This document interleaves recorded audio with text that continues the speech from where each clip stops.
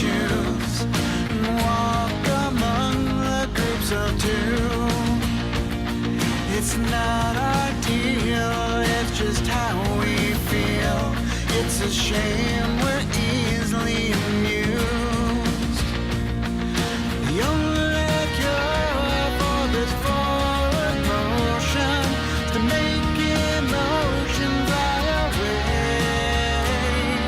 The air is cold, but the water's not frozen. I see ripples rolling every day.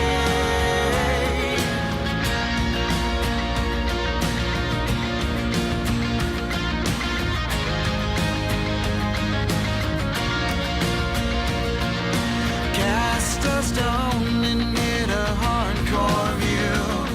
Catchphrase of the day is that it's true. There's no coffee talk and only one way to please. It's a shame what you do moves me.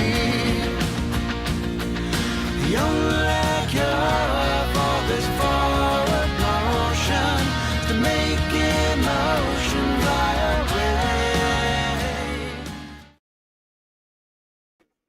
Hello, everyone, and welcome to It's All Goodall right here on Rebellious Ufology. I'm Lynn Wallington, and I'm here with my co-host, Jim Goodall. How are you, Jim? I am just fine. I'm just enjoying springtime in Arizona. Nice. It hasn't hit triple digits yet, so it's very, very nice out there. I love it. I love it. So for those of you that don't know, every Monday at 8 p.m. Eastern, Jim and I get together to discuss whatever's on our minds that week. And we might even throw a few guests in there here and there. We'll see. You can find our show on YouTube, Twitter, and Twitch. And now we're very happy to announce that we're on Apple Podcast, Amazon Music, Anchor FM, and Spotify. So if you guys like the show, please go ahead and join the rebellion by subscribing. Don't forget to ring the bell so you'll get all the notifications. You can also hit that like button and share the love, share the show with everyone so they can join in on the fun as well. Okay, got all the preliminaries out of the way. Alrighty. Yay! Hi, everyone. So nice to see everyone. Hey, Tommy, what's Tommy up? G again. Thank you. Akashi Chris. Yeah. Everyone's here. Awesome. Well, I think they are looking forward to the conversation as much as I am, because today, hey, Andy Gambino woke up. Awesome. Andy was sleeping through half of my morning show. Oh, okay. That's all right. I'm just teasing. Andy's actually over in the UK, so he's entitled to sleep whenever he wants. So we're going to be talking about triangular craft today. I was talking to Jim and I was like, Jim, I really want to talk triangular craft because I saw the show and I got my wheels turning. And of course, Jim knew exactly what I was talking about. The UAV that I was, what happened with my hair? Okay, so let's back up a second. So what do you think before I get into this? Because I'm very excited to talk about this. What do you think? Because I have had some people get not so thrilled with me. We'll put it that way. Because oftentimes I think triangular craft are most likely ours. What are your thoughts on that? Well, I mean, to quote my longtime friend Ben Rich, he refers to our UFOs, our unfunded opportunities. And he also states that both he and Kelly Johnson were both firm believers in UFOs, both man-made and extraterrestrial. And he wrote that in a letter to John Andrews back in, for years I thought it was June, but it's actually July. I think he wrote back on the 21st of July. Mm-hmm. And that's a real, and he did it on his corporate letterhead. Yeah. Which is really amazing. Now, the only triangular shaped airplane I know that was being developed, and supposedly it never did fly, was the McDonnell Douglas, in my mind, just my McDonnell Douglas General Dynamics Fort Worth A-12 Avenger II. It was a Navy airplane. They called it the Flying Dorito. Yeah.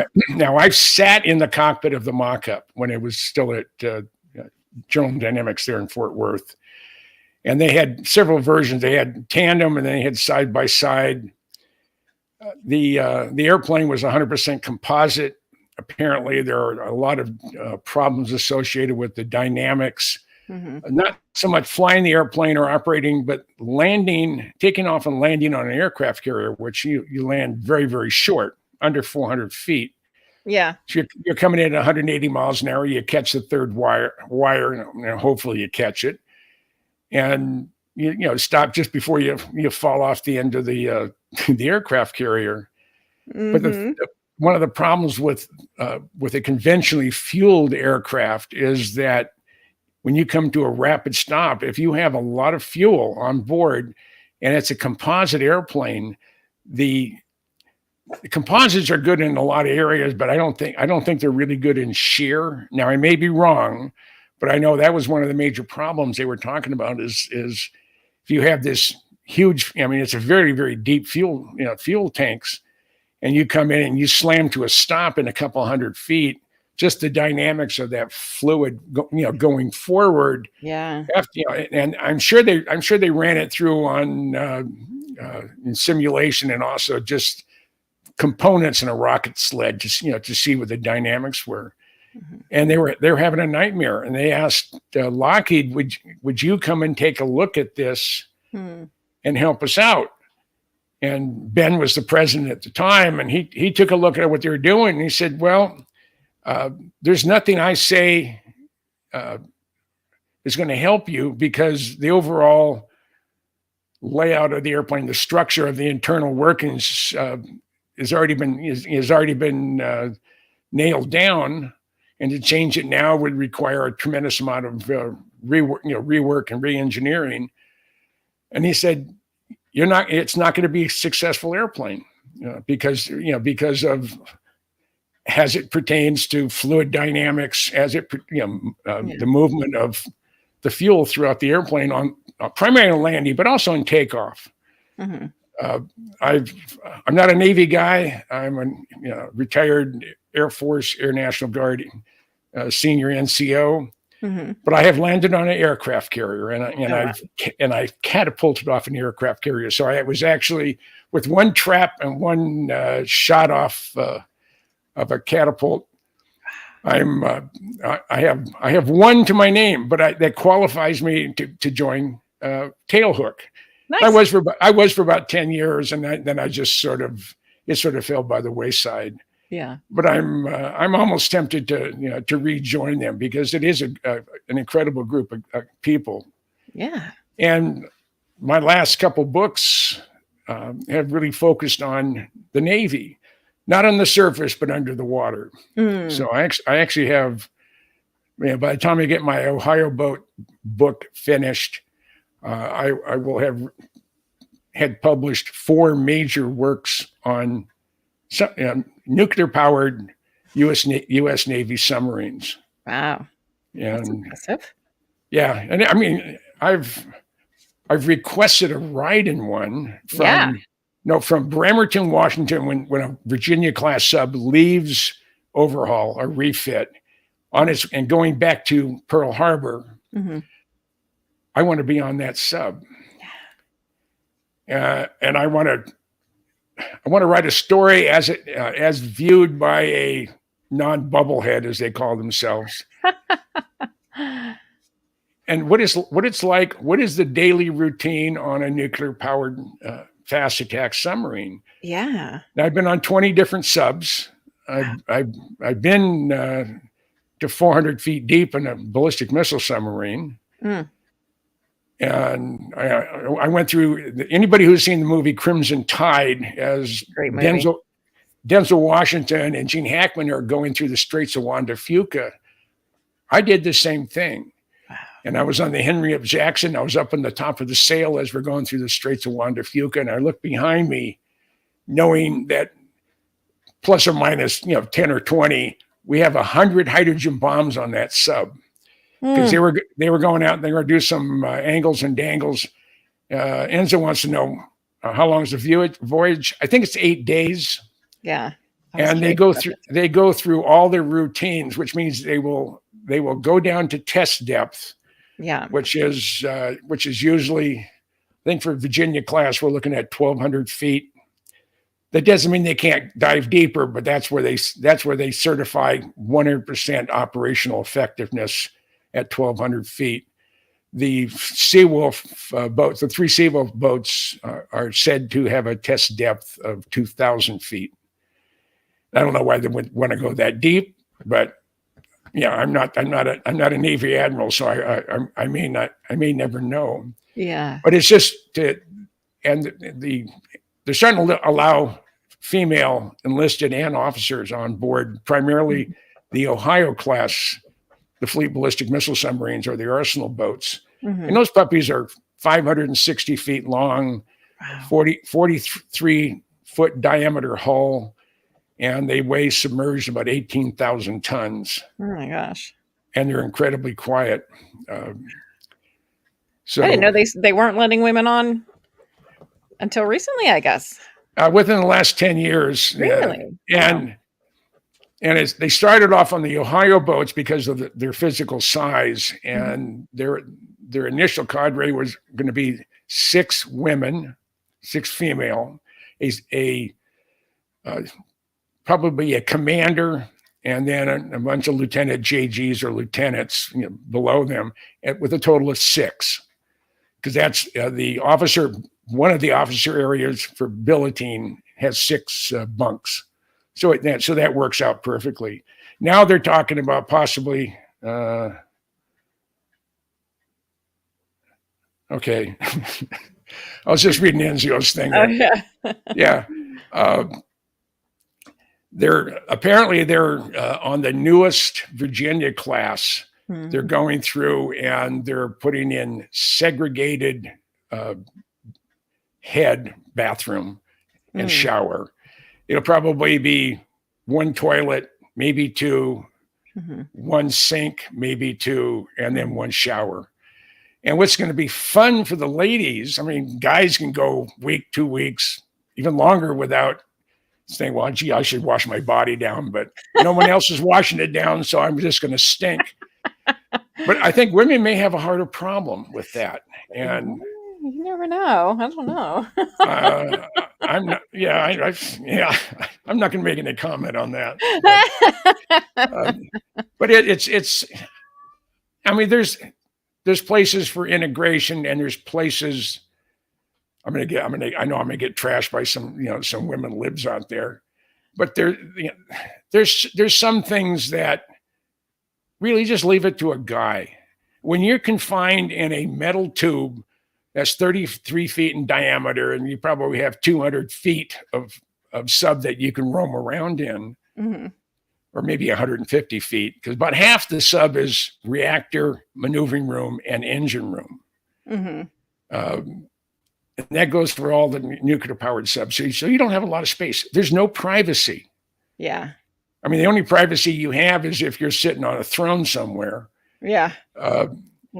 Or if you were the captain or the XO. Those are the only 2 officers on board a submarine that have their own separate room. Yeah. Or billet. Yeah. I mean, when I went on the USS Hawaii, I figured this is one of the newest fast attacks out there. It was I think it was a 3rd or 4th Virginia class sub to be built. And I went into the captain's quarters, and I swear, I mean, I had about 3 feet going in. There's cabinets on both sides. He's at a desk, which is in the bottom of his bunk that folds up against the side of the hull. I mean, you would have more room in my Corvette than you were in his room. I mean, you can't turn around. He has 2 chairs. Now you can put one over here and one over here, and if he's working on his desk. Yeah. But you can't turn around real fast in that room. I mean, it's that his area. I mean, it's just nuts.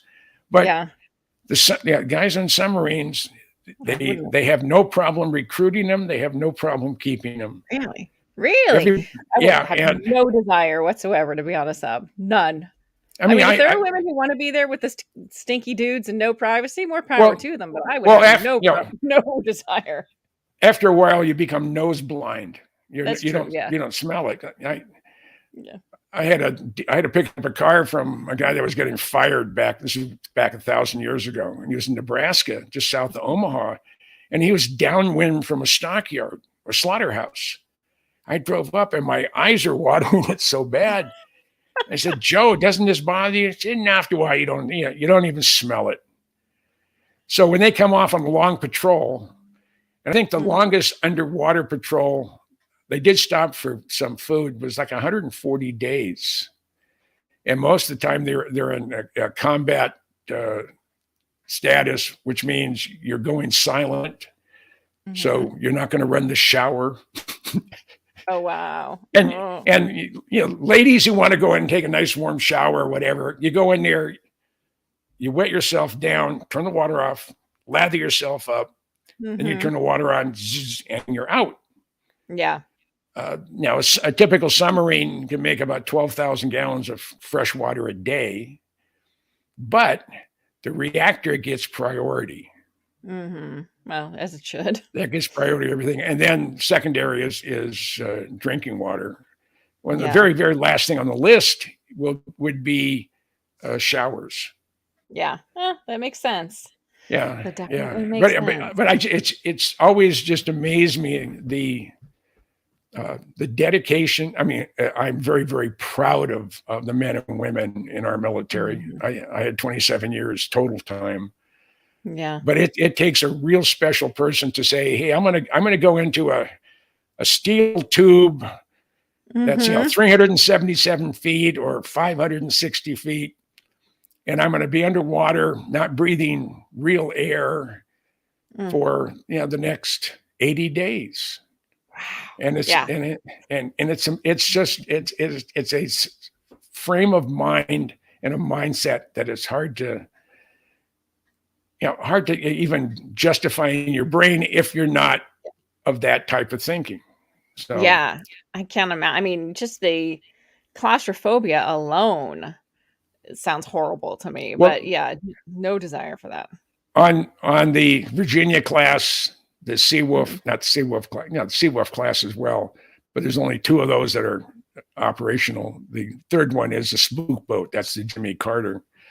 But on your 688 Eyes, your Virginia class, and the Seawolf, you junior enlisted may have to, they call hot bunk. You have that bunk for 12 hours, and then you get out of it. Somebody else has access to it for 12 hours. No. Yeah. No. Yeah. It's someone else's stinky body sleeping in the same bed. No thanks. Yeah.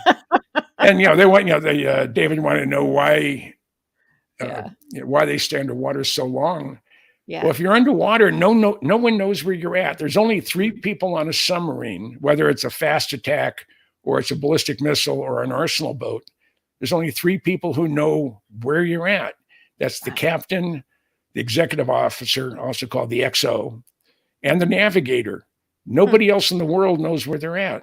The Pentagon doesn't know. The president doesn't know. We just know anything anyway. But yeah, I don't know even how. So, and the ballistic missile submarines, they go out, and they're underwater almost the entire time that they're on patrol. The fast attacks, they'll go into a port like Sasebo, Japan, or they'll go into Pearl Harbor or San Diego or Soda Bay and Crete. There's a lot of places that are set up to accommodate U.S. Navy submarines, both the fast attack and the missile boats. But usually the Ohio boats, when they go under, they're under for 75 to 80 days. I know my stepdaughter, I called her the brat, Miss Molly. I love her to pieces. I love her as much as my own daughter. So but her boyfriend was a nuke on the Henry and Jackson. That's how I got my ride through Eric. But he said they were all of a sudden, Molly got all excited because Eric called her. He'd been at sea for 33, 34 days. He said, "What are you back at Bangor?" And he said, "No." He says, I think we're near Juneau, Alaska, on the Inland Passage, and they made an announcement. We have a strong cell phone signal. Anybody want to call home? As long as you're not on duty on your particular station, you Yeah. come up on the deck and make a call. So Eric called Molly and said, she was all excited because her boyfriend calls her, Oh. from, and she thought he was under, 800 feet of water or 600 feet of water. It's just, it's a way of life that is not for everybody. Mm-mm. And if you're claustrophobic, if you don't like close quarters, if you don't like breathing real air, if you're tired after about 10 days, there's nothing fresh on a submarine. Yeah. So if you see a picture of the galley, the enlisted mess on a submarine, and they have salad or fresh fruit or vegetables, they're still in port or they haven't been out more than 8 or 9 days. Because by then all that's consumed. Yeah. And the other thing, if you're really tall, now Eric was really tall. He's 6'5". Oh wow. But when they're going out on long patrol, you go into your area, your sleeping areas, and all of a sudden you realize, well, the ceiling is another foot closer than it was last time I was in here. So what they do, they put all the canned goods down on the floor, and they have specific boards, if you want to call them, placed on top. And that's throughout all the sleeping areas, all the billiken areas on the submarine. Wow. And as they empty the stores in their their storage rooms, and they'll go and they'll have a gang of guys, and they'll just be picking them up and like a fire brigade and putting the stuff back into the storage area. So it's a lifestyle that's not for everybody. Right. Yeah. I would think so. But to get back to the Navy A-12, it was James Perry Stevenson wrote a book on the A-12, not the one behind me, but the Navy one. Yeah. And he went to every because it was General Dynamics and McDonnell Douglas that had the contract, and they were in court because the government said that they were fraudulent or something along those lines in the development of the A-12. But they built 13 airframes. They supposedly none of them ever flew because the program was canceled. Reading Jim's book, he told me that there should have been a whole bunch of flag officers in the Navy, living in Kansas. It's a place called Fort Leonard. Was it? Not Fort Leonard Wood. What is the? My mind just went blank. Is it an Air Force base? No, it's the military prison. Leavenworth. Yeah, Fort Leavenworth. Why that wouldn't come into my head, I don't know. Sometimes the most simple things don't. Yeah. I know it's there. I mean, and people say, well, how come I ask you a question, you sit there and your mind's going and you can't remember the answer, but 10 minutes later you do. Yeah. It's like when you were born, you don't have any memories. Mm-hmm. So your first memory, you're in an empty warehouse, like in Raiders of the Lost Ark. Yeah. It's huge, but there's one filing cabinet for every memory you have. You write it down, you put it in the filing cabinet. Mm-hmm. And by the time you're 4 or 5, maybe you have 3 or 4 of these filing cabinets. By the time you get to my age, even saying it is just a little bit bizarre, 77, then you have 100,000 filing cabinets. Oh my God. So you're in your brain, you have the answer. So, okay, you go down 2 miles down this way. This isn't a big warehouse. And then you go a quarter of a mile down here and you go up 10 levels. Yeah. And you go into that room. There's only 1,000 filing cabinets in there, and you believe it's about the 10th one down from the door in the 3rd drawer. And by the time you get there, 10, 15, 20 minutes or an hour, or maybe the next day. I mean, I've searched for answers in my head, and I know the answer, and it's there. And the next day it pops up. well, you son of a gun. I mean, Yep. I hate yeah, that. Or when it's like, I yeah, always say, like, you know how when something's like on the tip of your tongue, I'm like, I have something like right, like it's right on the, like, right there in my brain, and I just can't access it. It's yeah, annoying. yeah. And so I was talking about older Navy coffee. Now in the Air Force, we always said you go to the chow hall, they have the big, huge, whether 100 cup, 200 cup, big, huge urns. Yeah. And I think they're required to put at least a quarter trichoethylene or carbon tetrachloride in there just to add a little bit of tang. Much like, I don't know if you're probably not old enough, but No Time for Sergeants. Mm-mm. I think it was No Time for Sergeants. It was, oh, again, my mind just went blank. The But coffee. yeah, the coffee, and they're trying to get Stockdale was the character's name, and I know the art, the actor, and they're trying to get him drunk, and they because they want to take advantage of him, get him in trouble or whatever. And he's just down in his drinks. He's used to drinking moonshine. Oh God. And he said, "Well, it doesn't taste right." And one of the guys gets a little bit of lighter fluid and goes, "Shh, Andy Griffin, thank you." And so I knew it was there somewhere. And Oh God. it's just, and he said, "Well, let's get them to taste more like it." So That's awesome. so Navy coffee, military coffee in general, it can be pretty rancid. And the other thing you don't do when you're in the military is, if your NCO or your boss, it's typically senior sergeants that do this, but you do not wash and clean their coffee pot. I mean, not coffee pot, their coffee cup. Oh, You really? pick some of them up and they're just grody. It said it adds aging to the flavor. Is Now, that what we call it? now, a friend of mine was a photo analyst for both SR-71 and U-2s, but his love affair was with the Blackbird, Yeah. which is obvious. It's mine too. Yeah. And he went to Cyprus when we were flying U-2s over the Middle East right after the '73 war. And we were over flying there forever and ever. And I think it's called Operation Olympic Harvest. And he had his Mach 3 mug given to him by, I think, Kelly Johnson. He was at Beale here a number of years ago.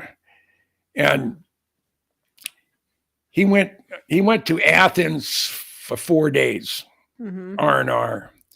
And when he came back, he went and grabbed his cup and he looked at it.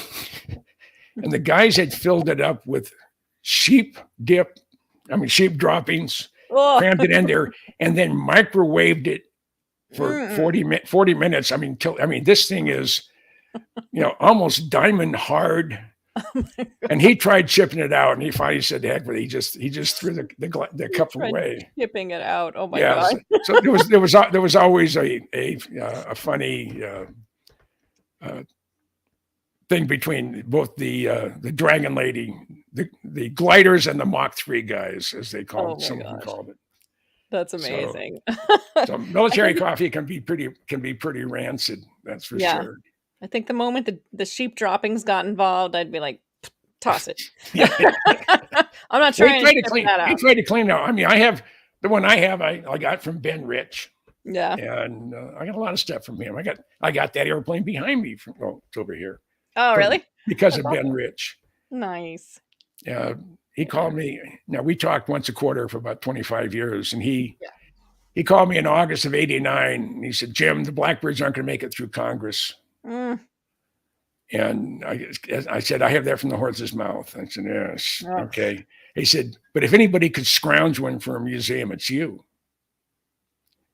So I started the process. I immediately called the adjutant general of the state of New York. And at the time I was a tech sergeant. I was an E6. Yeah. And in active duty, you don't violate the chain of command. Yeah. In the air guard, at least back then, we were kind of loosey-goosey types. So I called up General Weaver at New York Adjutant General's office. And I said, Secretary answered, said, General Weaver's office. I said, this is Sergeant Goodall with the 133rd. Is the general available? I said, just a minute, Sarge, I'll put you through. And General Weaver gets on and we're talking, just introduce myself. I'm, with the 133rd. I said, General, I have a proposal for you. I said, what's that? And he said, how would the New York Air Guard like to move the world's fastest airplane in one of your C-5s? I said, a couple of your C-5s. Dead silence for about 10 seconds, maybe a little bit longer. He said, you mean the Blackbird? I said, yes, sir. He said, when you call, we'll haul. So I scrounged a Blackbird and 2 C-5s to move it. And the total out of pocket was like $27,000 that I raised. And that paid for lodging and car rentals and stuff. It was probably the most fun thing I've ever done in my life. Now, I've heard this story, but I didn't know that Ben Rich was the one that kind of... Oh, he's the reason we got the Blackbird. Yeah, he's the reason we got the Blackbird. That's awesome. And I wanted an A-12. I didn't want it. I would have taken an SR-71, even a trainer, regardless. Had to. If I had to. But instead, I got number 128. That's behind me over here. That's awesome. And the tail number, so it's not a real tail number. Well, yeah, that is. They changed that tail number on every flight when it was flying operational out of Kadena. That's cool. Okinawa. They just changed the last two numbers. Yeah. And sometimes they would paint over the area with water-based paint, put another using crash. Put a latex paint on and then paint it up just like it looks right there. And as soon as you go Mach 3, the airplane gets hot, that stuff burns off. So an airplane would take off 77835, and when he lands, it's 77876 or something like that. So funny. just to confuse everybody, and it worked fairly well. That's awesome. I love it. Yeah, and I still miss my bird. I mean, I worked on that puppy for 15 years, so it's like a member of the family. Yeah, I can imagine. So Cindy's saying SR-71 has been around. Imagine what they have now. So let's get into some of these like craft that we were going to talk about, because these are things that I hadn't really heard about, which I was kind of surprised by. Not that I know everything that there is to know, but in the UFO community, like you kind of hear about all the different theories about what these things might be, right? And I hadn't heard of this, and this had been around for quite some time. So let's talk about, what we're going to address, like, just so everybody else is aware, is when we're talking about, UAPs, one of the properties of the UAP, right, is the transmedium capability, able to go through water, air, space. So I was watching the show, and they talked about the is it cormorant? Is that right? Cormorant, right. Cormorant, right. Yeah. So let's tell everybody a little bit about the cormorant. I have some videos, or no, here's the pictures. Hold on, Jim sent me some stuff so we can show you guys. I'll pull up the PowerPoint one first. Where is it? Maybe I can find where it is on here. No, that's not it. Okay, hold on a second.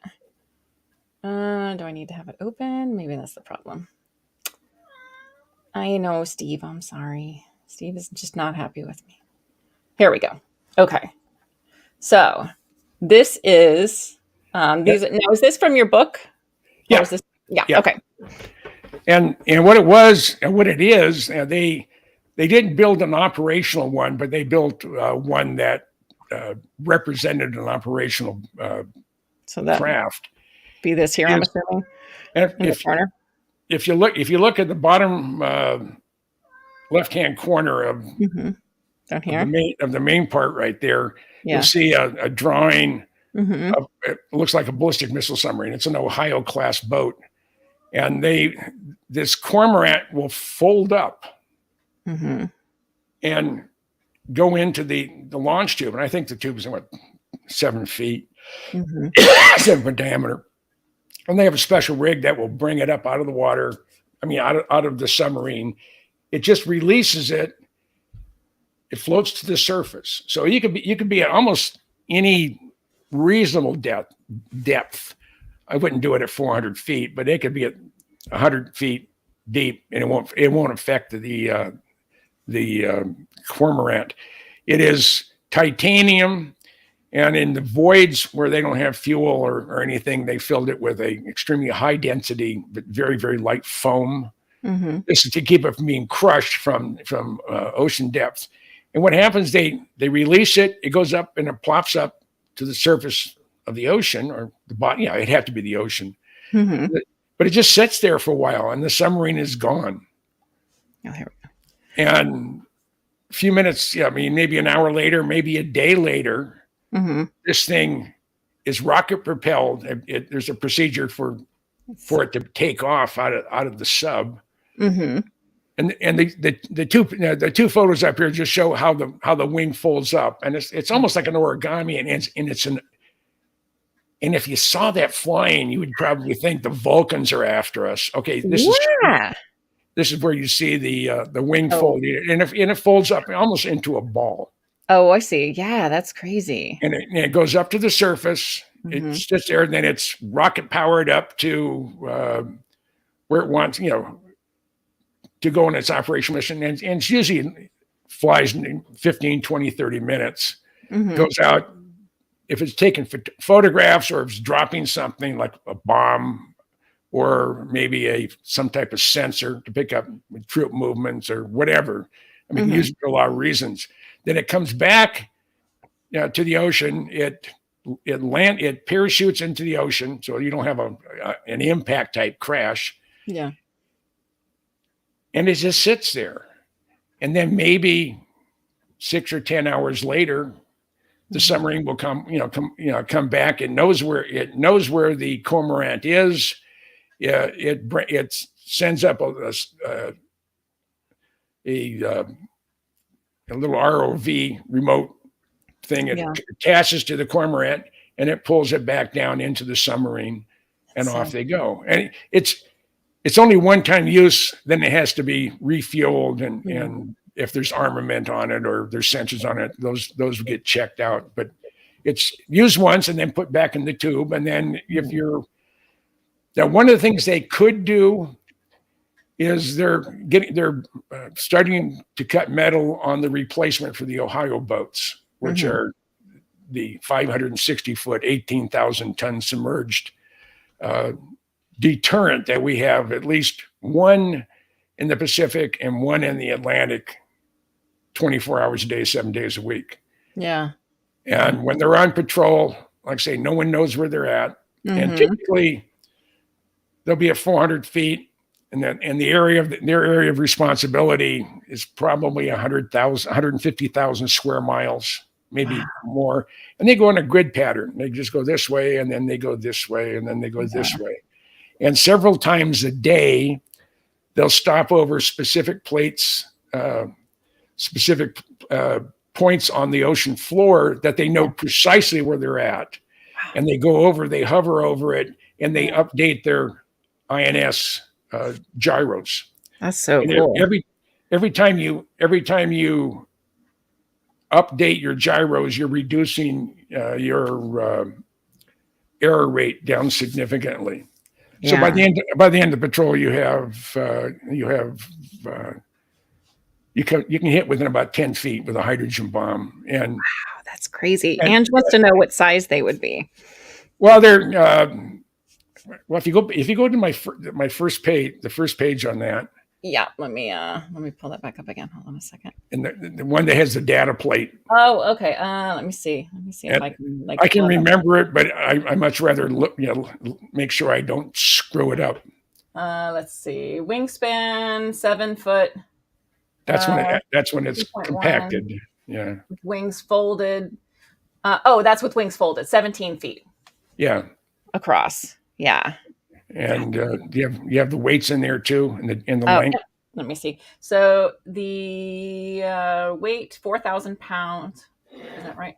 Yeah. And then the length is 44 feet. So it's a good size. Wow. Well, the 44 feet, I think, is the entire structure that that brings it up. Oh yeah, with launch and retrieval system installed. Yeah, you're right. Yeah. So it has that takes up the entire launch tube of an Ohio class ballistic missile submarine. That's so But crazy. it's a if you were to see that fly over your house, Yeah. you look up. Oh, Like what in the world is that? Oh, damn! The Klingons are here. I mean, it almost looks like Bird of Prey when you sort of look at it. It does, and we have this like artist rendition. Let me pull this up too of it launching from a sub. So let me pull this up to show everyone because I think this is really really cool looking. Let's see. So I think I have that one right here. Yeah. Okay. So let's see. I want to make sure you guys can see that right. I can't see. Yeah. Okay, you can see it. All right. Yeah, I can see it. I can't see us right now, but This is wait, hold on. Sorry. Yeah, that was at the end of it. There we go.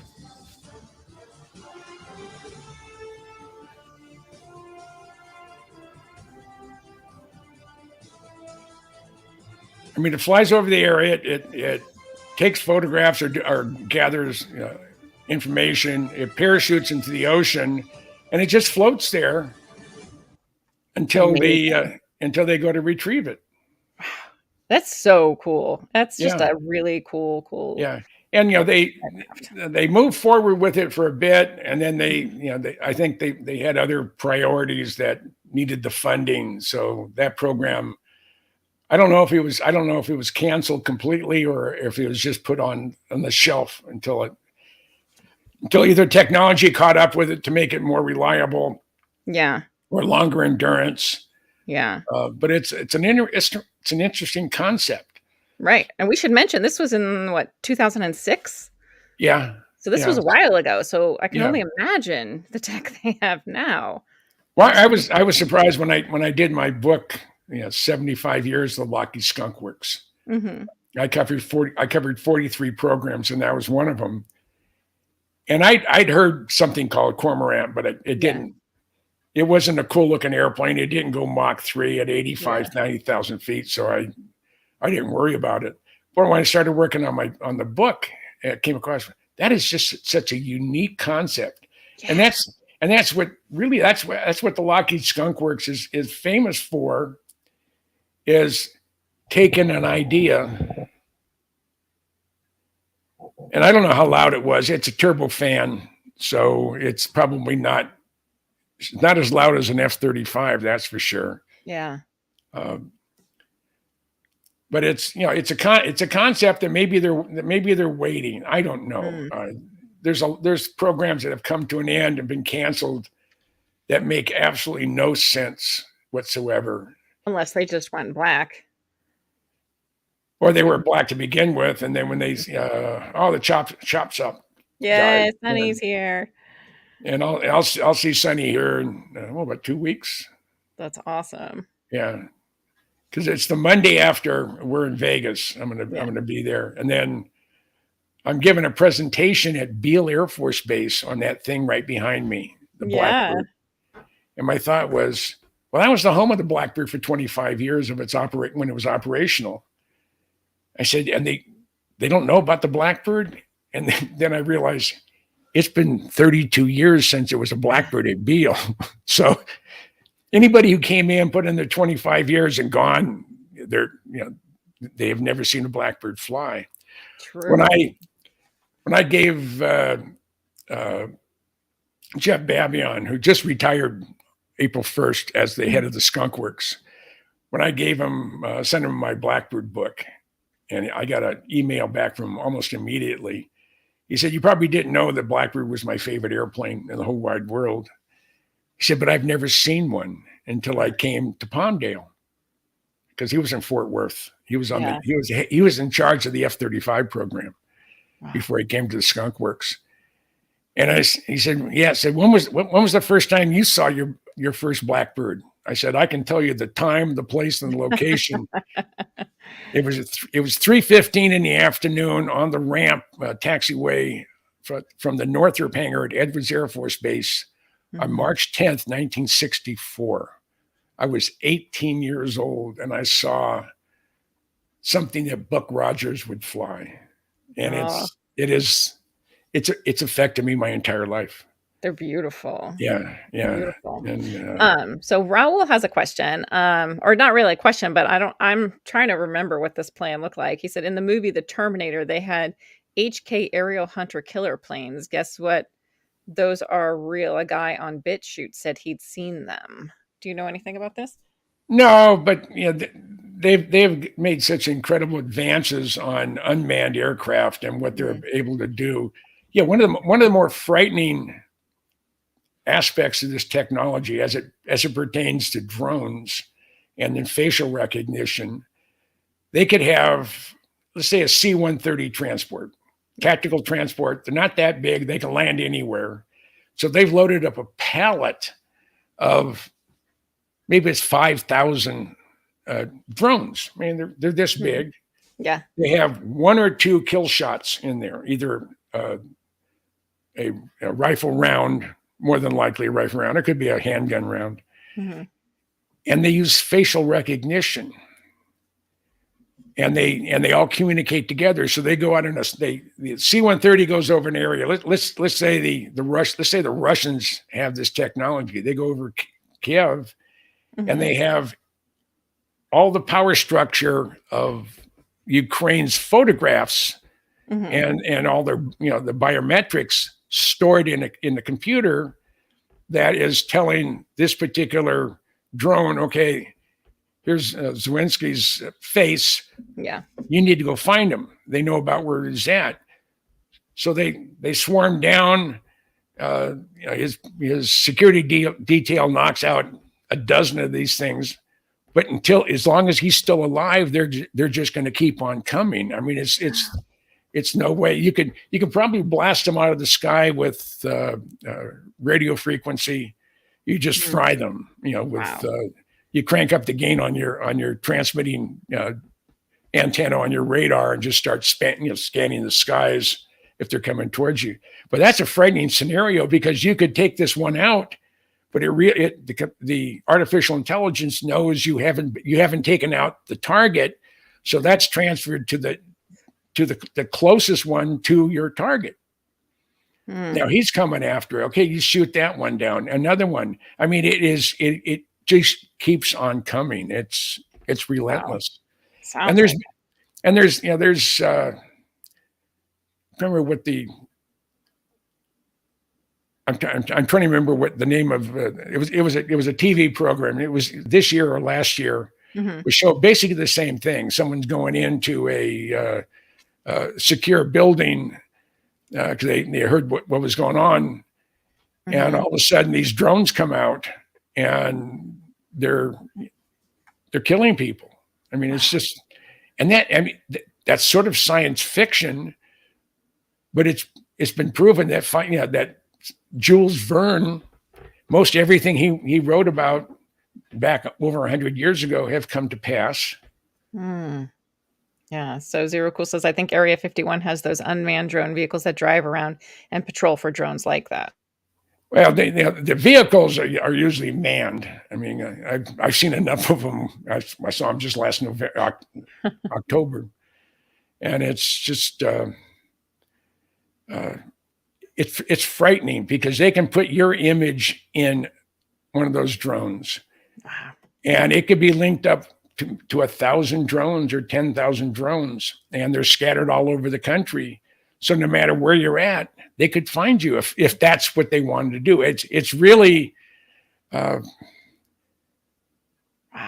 That part is really frightening when you think about it. Oh, absolutely. Absolutely. Yeah. That's crazy. Oh my gosh. Yeah. So but the Cormorant would operate with similar technologies. It uses artificial intelligence. It knows right where it's going. It knows how to get there. It knows the best way. And the overall design, even though it's of a clunky looking, it's probably because it's composite and it's foam filled in critical areas and probably has RAM somewhere in there.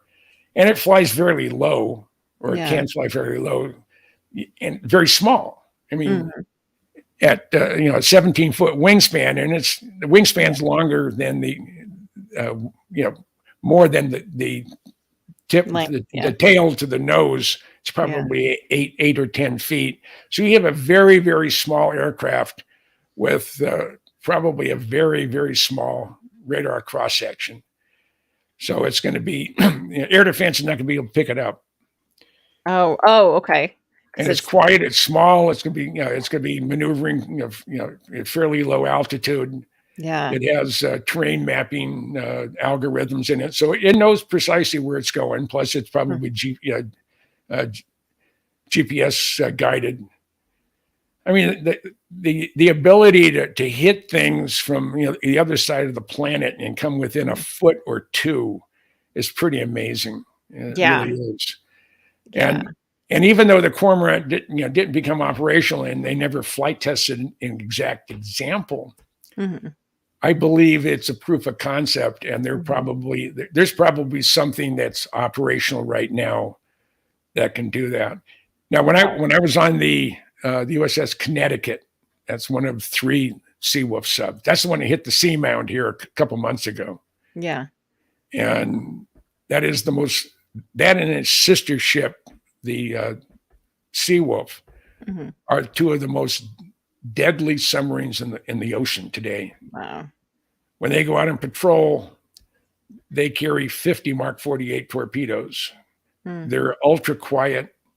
Wow. They were designed from the beginning during the Cold War to be able to take out one submarine, can take out the entire Russian Northern Fleet. Wow. And not be detected. That's so amazing. At 25 knots submerged, it's quieter than most submarines are tied up to the pier. Oh my gosh. Yeah. And usually after more than about 4 or 5 knots, you become very audible underwater. And sound travels a long distance underwater. So when some of the early Russian subs were just leaving Barents Sea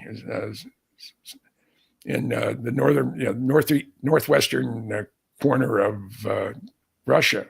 Yeah. They could hear them as they left port in Jacksonville, Florida. They could pick up the noise. They could pick up the noise.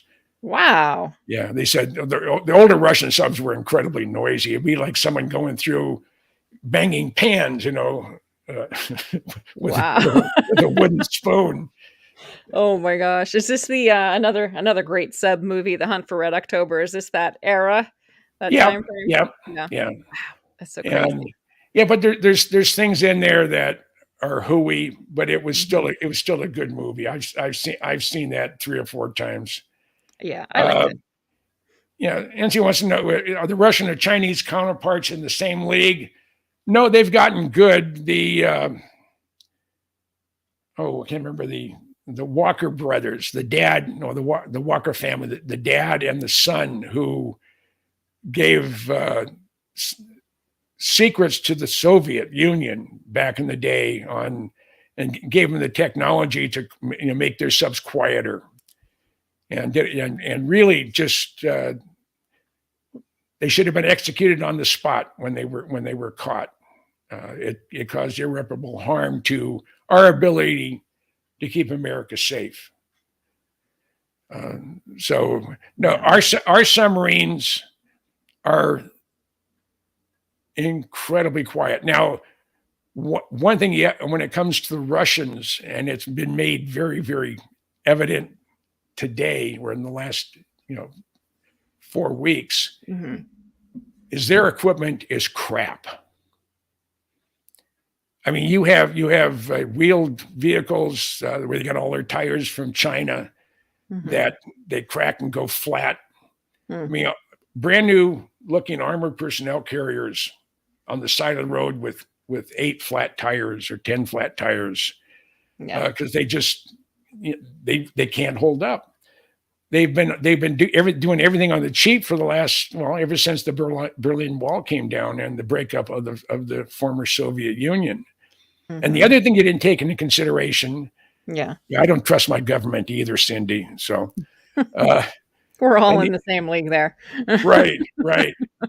And the other thing the Russians didn't take into consideration when they decided they were going to attack a sovereign country is all their spare parts. for their tanks, for their artillery, and for their airplanes are all made in the Ukraine. Oh, really? Yeah, their main battle tank, which is the T-90, super thing, as long as you're not fighting in an urban environment. And the manufacturer in Russia said it's going to be 18 months to 24 months before we can start production again because we're out of parts. Oh, wow. All those parts are made in the Ukraine. Maybe should have taken that over first. Yeah, you'd think. I mean, you're like, Larry the Cable Guy. No, it was Ron White. You can't fix stupid. Yeah, you get bad eyes. Yeah, you can get glasses or LASIK surgery. You got rotten teeth. You can get dentures or implants. You're fat. You can get liposuction. You don't like the color of your eyes. You can get colored contacts. You don't like the color of your hair if you have hair. You can get a wig or dye it or whatever it is. But you can't fix stupid. And I don't know what Vlad's thinking is about doing what he's doing. It's not. I'm not in a position to know.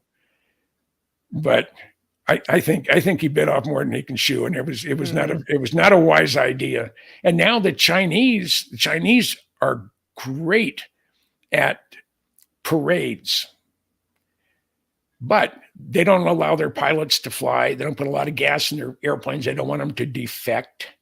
The same crap that they were selling the Russians that fell apart, in a combat environment is what they have.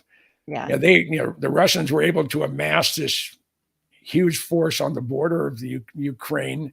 Yeah, they have 100 miles of open ocean to go to invade Taiwan, and Taiwan is ready for them. So I think Z, whatever it is, sat back and said, maybe it's not a good idea to attack and invade Taiwan. Maybe we'll just sit back and do what we can do by bribing people versus trying to attack them. It would be a real embarrassment for the Chinese to try to come back and come over and take over Taiwan, and the Taiwanese sink all their ships coming across.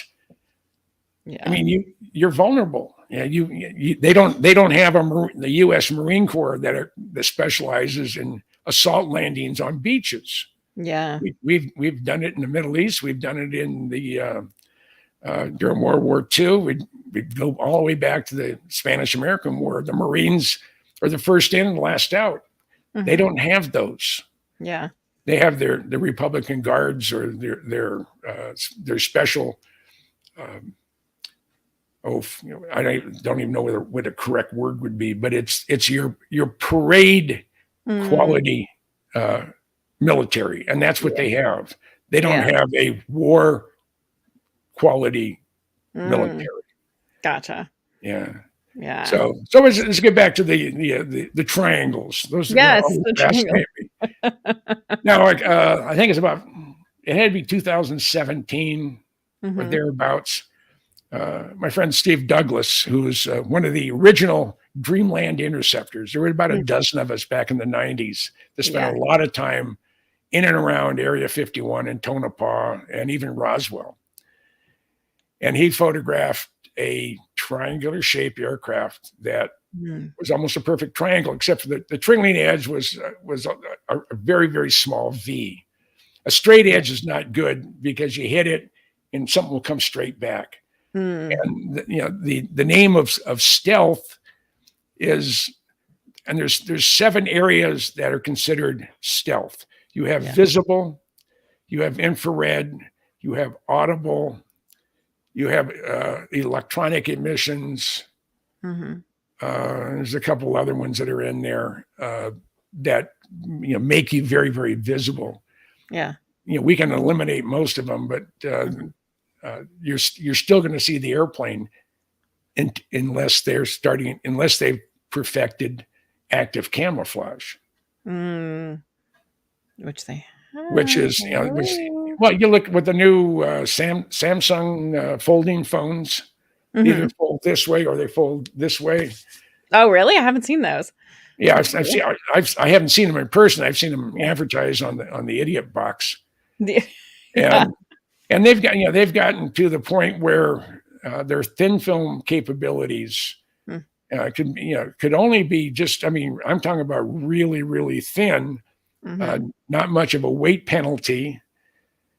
And they have sensors on the top and sensors on the bottom. Sensors on the top make the bottom of the airplane the same color as the sky. Wow, that's cool. And the sensors on the bottom from someone flying over, looking down, masks the terrain below. Wow. So it makes it more difficult. To see, yeah. Has Jim seen any copper or brown triangles? Where are they from? No, they could be ours. I Hmm. mean, there's so much out there. I'm not discounting the fact that I honestly believe that we're not alone, and that we've been visited by extraterrestrials probably for a million years. Hmm. I mean, we're a relatively young galaxy. Yeah. The Milky Way is in an insignificant corner of the universe, and we're an insignificant galaxy in an insignificant corner of the universe, and we're in an insignificant solar system, our brown dwarf star, also known as the sun. And it's just, I just lost track where I was going. Oh, I hate that. Oh. Where was I going with that? I can't remember. We were talking about the copper or brown triangles. You said they're Yeah. probably ours. You do think that we aren't alone, however, No, 'cause we're we young. can't. We're We young. can't be alone. I mean, the official stance of the National Science Foundation is, and this is what was. We had a meeting at the NOAO, the National Optical Astronomy Observatories at Kitt Peak, which is about 50 miles due west of Arizona. I mean, of Tucson, Arizona, and they have 22 optical telescopes up there.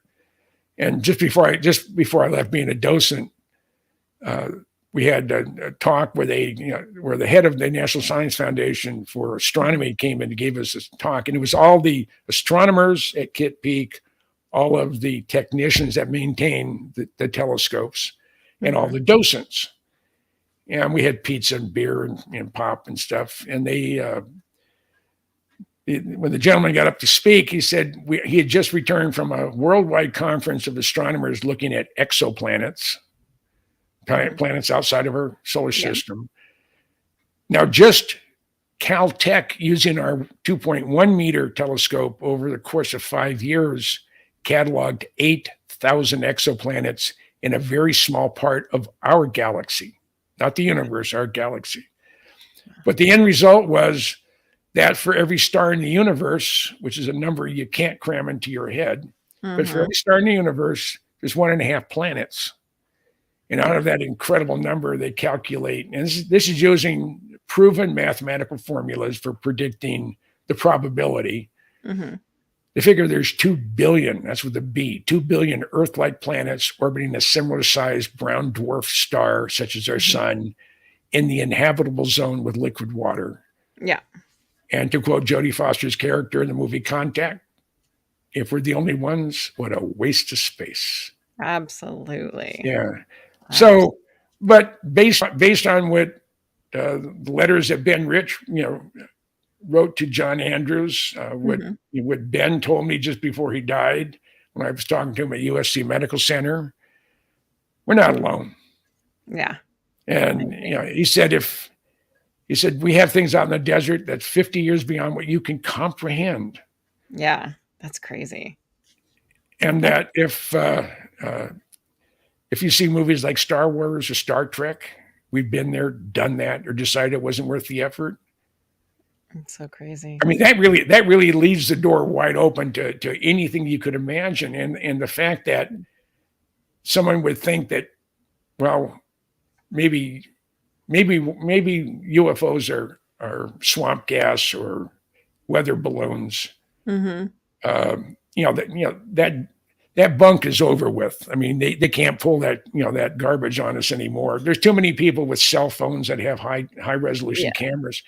But one of the problems I have with the UFO community, not a problem, but until someone uses an expensive piece of glass in a 35 millimeter format digital camera, a Nikon, the 850 or the Z7 II, I think Z7 with 2 slashes on it, or Canon has similar capabilities. Someone needs to be able to photograph one of these craft, one of the triangles or any of the craft in a high resolution, good optical glass, telephoto lens. So you're not getting a fuzzy ball. And that fuzzy ball can be a lot of things. Okay, they're moving around, but if your camera or the video camera is not on a tripod and you're sitting there and you're moving it and you can't tell. It's just a dot that's moving all over. Yeah. And I think that a lot of people are taking things that wouldn't necessarily be something that you'd even question. And they say, well, this could be a UFO. And rightfully, it could be, but probably not. Right. So that's true. And that's so one of the other things, speaking of the triangular craft too, that I saw was good old John Powell from JP Aerospace was talking about these airships that they make, which again, I had never heard of. And I was amazed because they look very much, I have a video of him that I can share too. They look very much like a lot of these, like, especially the Delta shaped craft that we see. Let me put this on so you guys can see a quick little, here we go. I think it's this one. So this is where he's talking about, they're making airships that are going to be able to orbit. And this kind of just shows, this is again an artist rendition of what that would look like, but it's crazy. And they have these airships already. It's insane. Let me see if I can turn it up.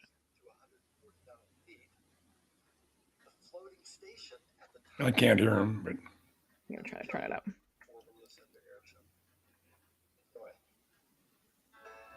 The 300-foot first stage airship dives skyward with people and cargo.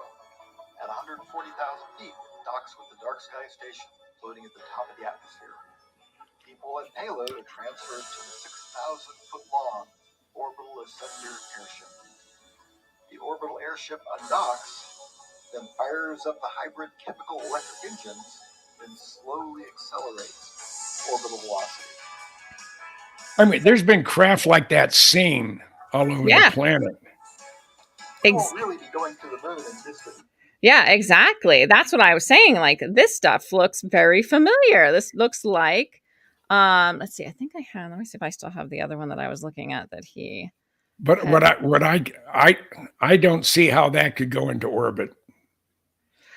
Well, that it's hold on. Let me take this off of here. There's a couple different stages from what I watched it very briefly at the beginning, but it does look like the Phoenix Light. And I saw he was talking about this actually, and he said that, and I got to try and I'll have to go back and watch the program again. That wasn't their tech, but he did recognize the tech, the Phoenix Light's tech. Right. I don't know if he said it was GE or who he said it was, but let me just see if I can find, hold on a second, to show you the stuff that they do have here on Earth that again looks very much like a lot of the things that we have seen here on Earth. Let me see. Oh, this one was really interesting. I think this was one. Let me pull this up for a second. Is this going to show up? Nope, that's not it. Okay, sorry, guys. Hold on a second. I thought I had this one pulled up. Like, hold on. Maybe did I have it on this? I did not. Okay. But again, like, looks America's other space program.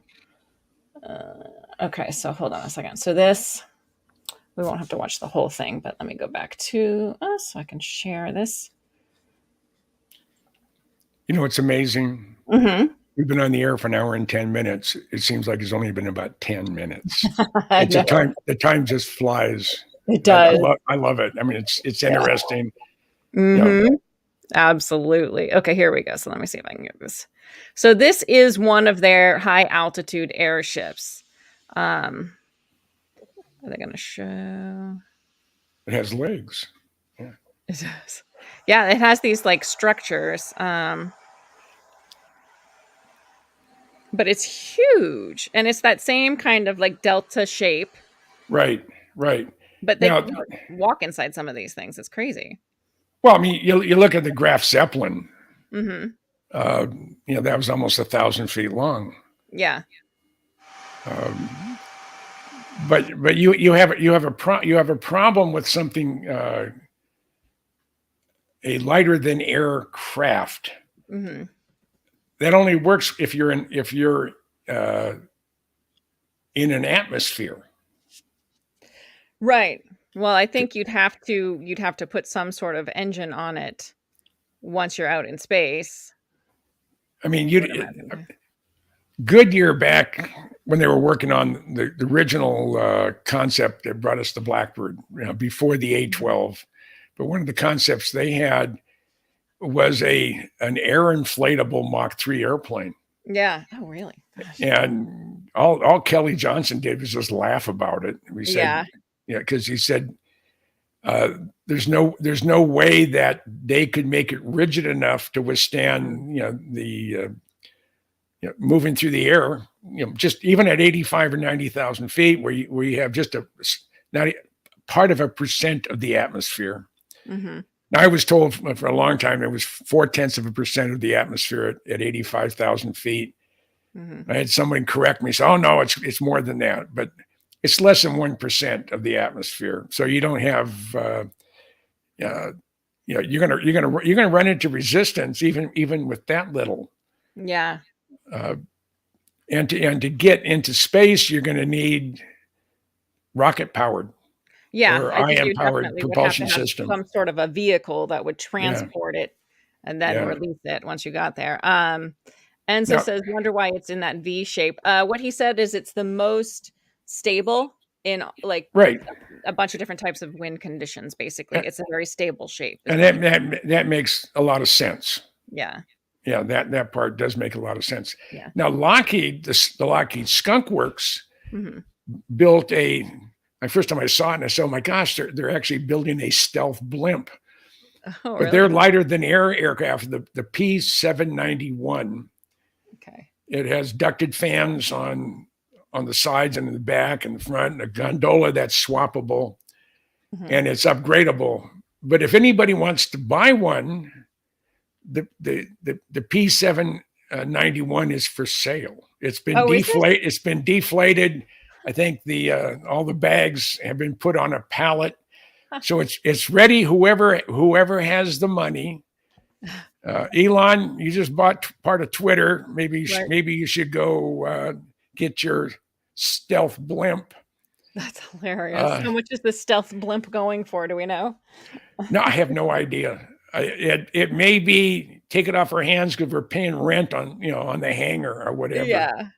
I never got a chance to see it in real life, just photos. Yeah. And it's interesting, and it's primarily, the thing about the Lockheed Skunk Works, they don't just always do stuff as it relates to military hardware. Mm-hmm. The Cormorant was one, but their compact fusion reactor, it has military applications, but it's something that is very viable, for the rest of the world. Mm-hmm. And this is a Skunk Works project, and it's in my book, my 75 years of the Lockheed Skunk Works. Mm-hmm. And what it is a nuclear, in a sense, a nuclear power unit that uses non-radioactive depleted uranium, I think is the fuel source. It requires no maintenance. It is there's almost no moving parts. The fuel in it cannot be used for a dirty bomb because it's not radioactive. And the ultimate end result in the book, version 5. And they say by version 8 or revision 8, they expect the unit to be able to fit into a 40-foot standard container like you see on ships and, in bad neighborhoods and stuff like that. And it can go into a 40-foot container and a supply power for a city of 100,000 homes. Now that, and it's designed for military applications, so they can bring it in on a C-130 or a C-17. They can offload it, and all of a sudden they have all their power needs for radar, for defense, for charging up their electric vehicles, whatever. I mean, that would be available to them, and they could go in the middle of the Saudi frontier, or they can go into the most remote part of Antarctica, maybe one of the dry valleys, put one of these units in there. It can apply all the heat they needed. It can, it's an incredible device, and it can fit into a 40-foot trailer. Wow. It also means that depending on how they configure it, they can put it in the belly of a partial belly of a wide-bodied jet airliner, and then have electric motors versus turbines turning the big fans, and they could literally fly around the world forever. Well, for 20 years at least, and never have to land. Now that right there is a gee whiz type thing. My dad was a mad scientist. My dad had an IQ of between 175 and 180. Yeah. He wasn't warm and fuzzy by any stretch of the imagination because he was a scientist. Everything was cut and dry. And he was born and raised in the military, in the infantry. My grandfather and my great-grandfather, all the way down to the Revolutionary War, were all infantry officers. Then we have me. I was the only NCO in the group, the only enlisted. But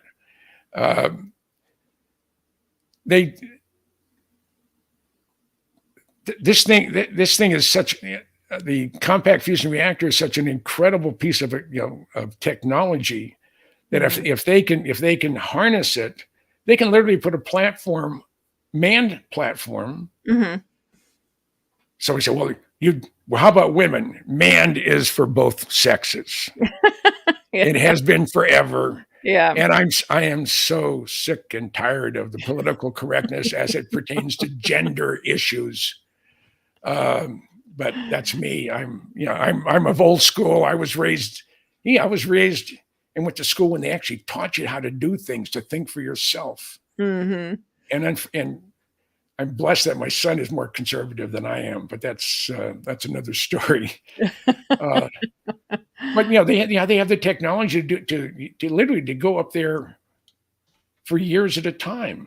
So, and depending on how you did it, you could do a lighter than air, much like the flying V's, and you have it so it's stationary, and you can have it maybe at 150, 200,000 feet, sitting over outside of, not over Russia or over North Korea, but in very close proximity, because at that altitude, you can see a long distance. I think at 85,000 feet, the SR-71, if it's on a deep penetration viewing profile, it will fly at about a 10-degree bank, but going straight. And the cameras can look in about 600 to 700 miles of landmass. So you fly around the international, air, outside of their declared sovereign airspace. You can look way into to North Korea, China, Russia. Yeah. And there's some speculation that the way Russia is going, they're about ready to implode. So, but that's a totally different thing. But the technology is so get back to my dad. He was into Buck Rogers when he was a kid. And he was born in, Dad was born in 23. When he was I think 11 or 12, so 1932, 34 time frame. Mhm. My grandmother took all his Buck Rogers comic books away from him. Mhm. And my father says, "Mother, before you die, man will walk on the moon." Mm. And she just laughed at him. This is the mid 1930s. Wow. The day Neil Armstrong put his foot on the moon, my Mhm. grandmother called my father to apologize. Mm. He said, "You told me that before I die, I would see man on the moon. And I wanted to let you know that I remembered that. I didn't believe you, but I'm a firm believer now." Wow. Yeah. That's amazing. Yeah. Yeah. That's amazing. So we have a video. One of our audience members has a video that I found on YouTube, and they would like you to see it. Yeah, that is an awesome story. I agree, Enzo. And they'd like to get your take on it. It's a craft Sure. that they filmed. So let me see. Let me just pull this up really quick. So this is Game Vet 02. This is their video. So let me get it. Let's see. Here we go. Chrome tab. Okay, I think I have the number 2 one here, Game Vet. So we'll see it. So I'm assuming this is it right here in the center. I don't know if there's any sound. I mean, that is fascinating, Mhm. but all it is a fluctuating, white light across the sky. Yeah. What would be causing that, do you think? Well, it's hard with the thing moving all over, with the camera not being stationary. Yeah. You really can't see what it's doing. Yeah. Let's see. And that could answer something. I mean, there's something up there. That's for sure. Yeah. Hold on a second. I think there's another one at 10. I think he says it's at 10:36. So let me.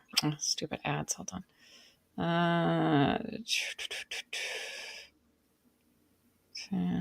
So this is another one of his videos. Okay, so this is 10:31. We'll start here.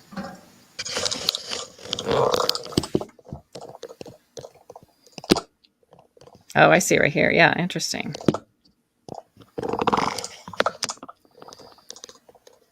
That is bizarre. Yeah.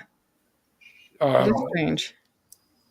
Does it say where the image was taken and at what time? I will look. Hold on a second. I mean, that is.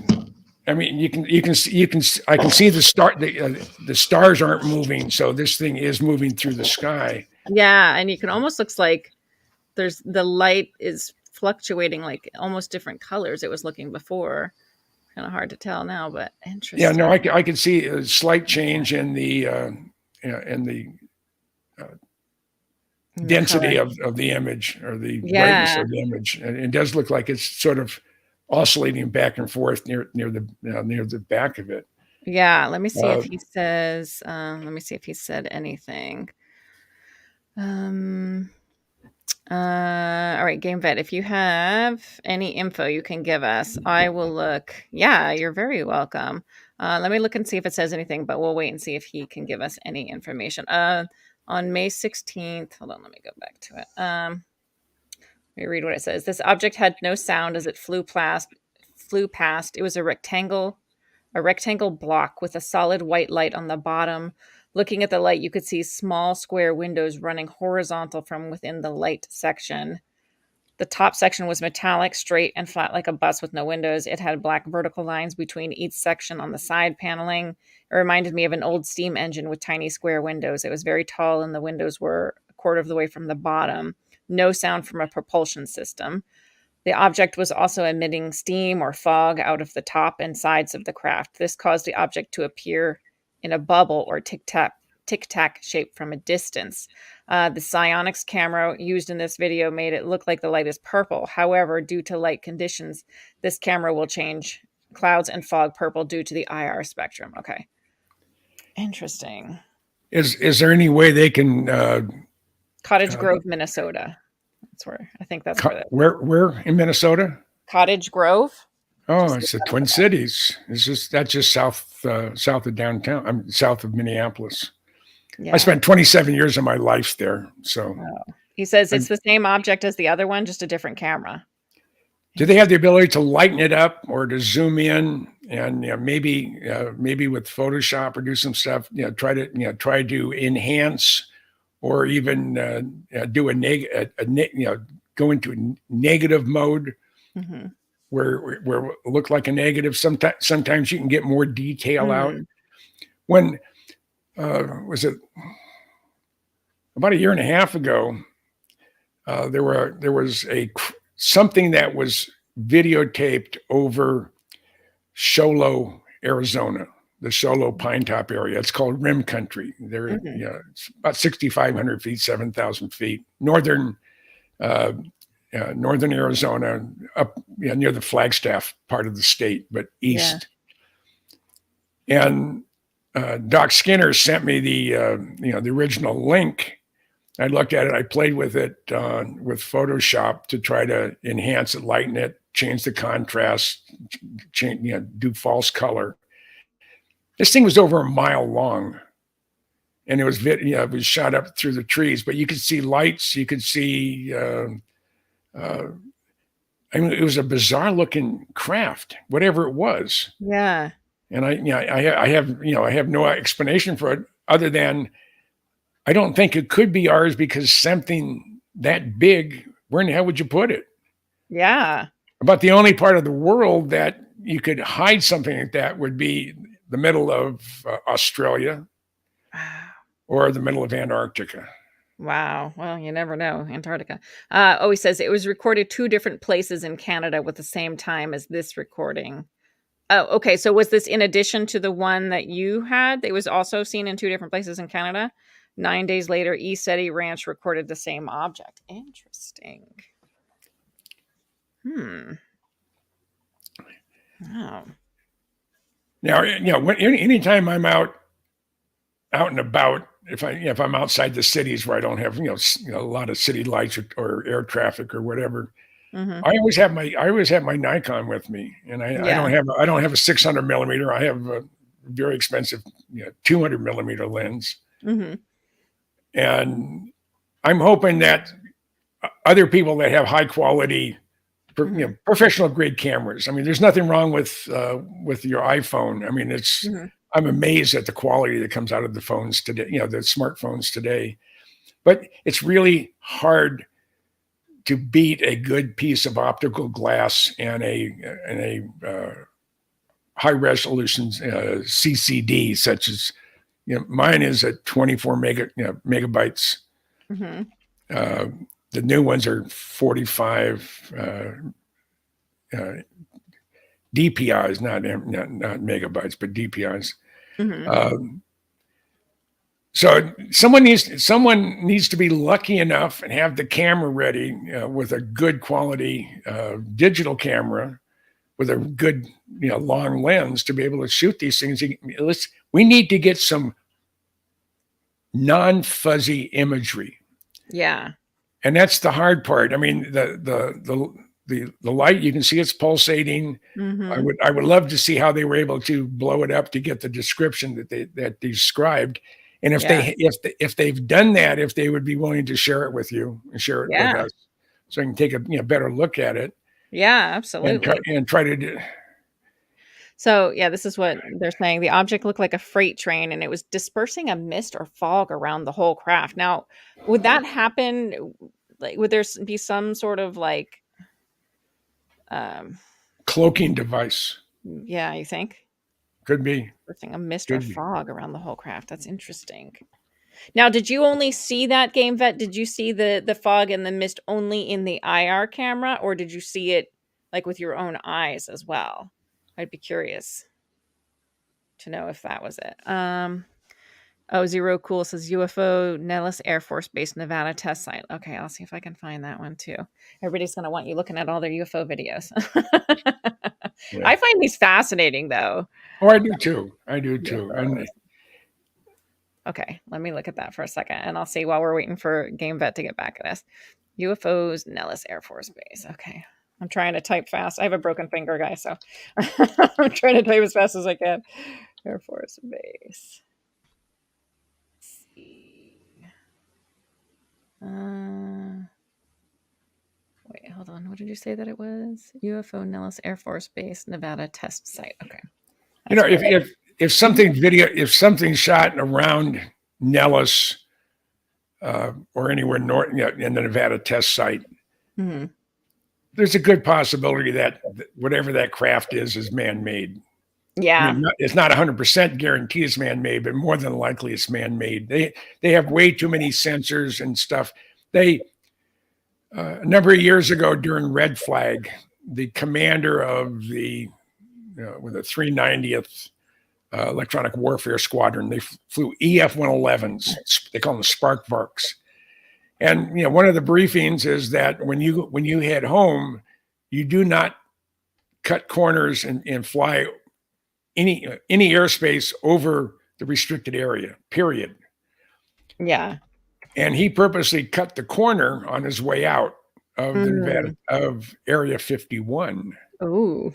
And by the time he got back to Mountain Home, he was relieved of duty. Oh boy. So anything that's flying in and around, say, Area 51, if it's one of ours, they're gonna get you by radar, find you by radar, and order you to go back to Nellis and land because your butt's going to be in a sling. Oh boy. Or they're going to catch you when you finally get to your home station, because they know exactly what airplane it is. Yeah. Oh man, it's not letting me. Hold on a second. I was trying to hold on. Enzo, can you send that to me on in Twitter or something on Messenger? It won't let me copy and paste it for some reason. Yeah, so do you think if they see something strange around an Air Force base, you think that that's most likely? If it's around, it's around Nellis, because they do so much spooky stuff in the desert, both in weapons and in tactics and stuff like that. They want to make sure that no unauthorized penetration's allowed. Yeah. And if you penetrate the airspace, they're going to know about it. They're going to send up something to tell you to land, because I'm going to give you a good reaming. A number of years ago, and I'm talking, I think, 25, 30 years ago, some guy in a private aircraft lost his radio. He was having technical problems with his airplane, and he felt he had to land right away because he didn't want to crash out in the desert. Yeah. He's not sure where he's at, because, like say, most of his electronics died. Yeah. But he sees this big long runway and he lands. He lands at Area 51. Wow. Oh my God. He was immediately surrounded, and they had him. They interrogated him for, I think 3 or 4 days. Yeah. And they fixed his airplane when he was being interrogated, and they flew it down to McCarran down in Las Vegas. And then when they sent him home after they, reamed his fanny out really good, they drove him home. They put him in a van, a windowless van. They drove through Mercury and off to McCarran. So when he got home, apparently he had a problem with his wife. Where have you been for the last 4 days? Well, 5 days. Said, you were on your way home on Sunday, and it's now Friday, and where in the heck have you been? And she wouldn't believe him. She wouldn't believe that he'd landed at the Air Force Base, and they held him for 4 days. So he went back on his airplane with his wife. Yeah. And landed at Area 51. Stop. And I mean, they're out there with their weapons drawn a whole bit. And he said, "We told you not to come back here. You are forbidden from ever entering this airspace." He says, "I know you told me that, but I need to save my marriage. My wife does not believe where I was for the last 4 days, and you got to tell her. That's all you got to do. And then you can send me back, in a windowless van, fly my airplane to wherever you want. Yeah. But you got to tell them the truth, because right now I'm on real shaky ground." So they were able to save his marriage. Oh, that's good. Well, another time, and this was during when the F-117s were flying. Yeah. Some guy, and I think it was a Cessna 310. I think it was a Cessna, twin engine, private aircraft. He's heading right towards Area 51. I mean, he's going on a straight line right for the base, and he's fairly out there, ways out there, and they're trying to raise him on all sorts of. So thank you, Mike. Area 51 story. Yeah. He said they're trying to raise him on emergency frequencies and whatever, and he's not responding. So they sent up two this is when the F-111s were still flying out of Nellis. They sent up two F-111s, and he's cruising like this. One went above him, went below him, and went like that to get his attention. Yeah. I mean, scared the bejesus out of him because they went in above him, underneath him, probably about just under Mach 1. Oh my gosh. And one of them came back, the wings go forward, the slats go down, they can go slow. Yeah. And they get right up next to him and they go like this. You're heading in the wrong direction. So the airplane does a bank and it heads out. That's awesome. But they did interrogate him when he got to wherever he was going to want to know why he was doing it. He said, I wasn't just flying around the desert. I was heading west. That's all I was doing. Eventually he was going to hit the West Coast and he would know where he was then, because he can look down and the terrain looks familiar. There's Santa Barbara, there's LA. I just go where I want to go. So that's hilarious. I know when John Andrews died. Now John Andrews was Spy 1. That was basically his call sign. I was Spy 2 because we were the first guys to go out in the desert and really, make a concentrated effort to snoop on the, snoop on the government in and around Area 51. And John contracted cancer, and John Lear and I had promised him when he died that we would deposit at least some of his ashes over Area 51.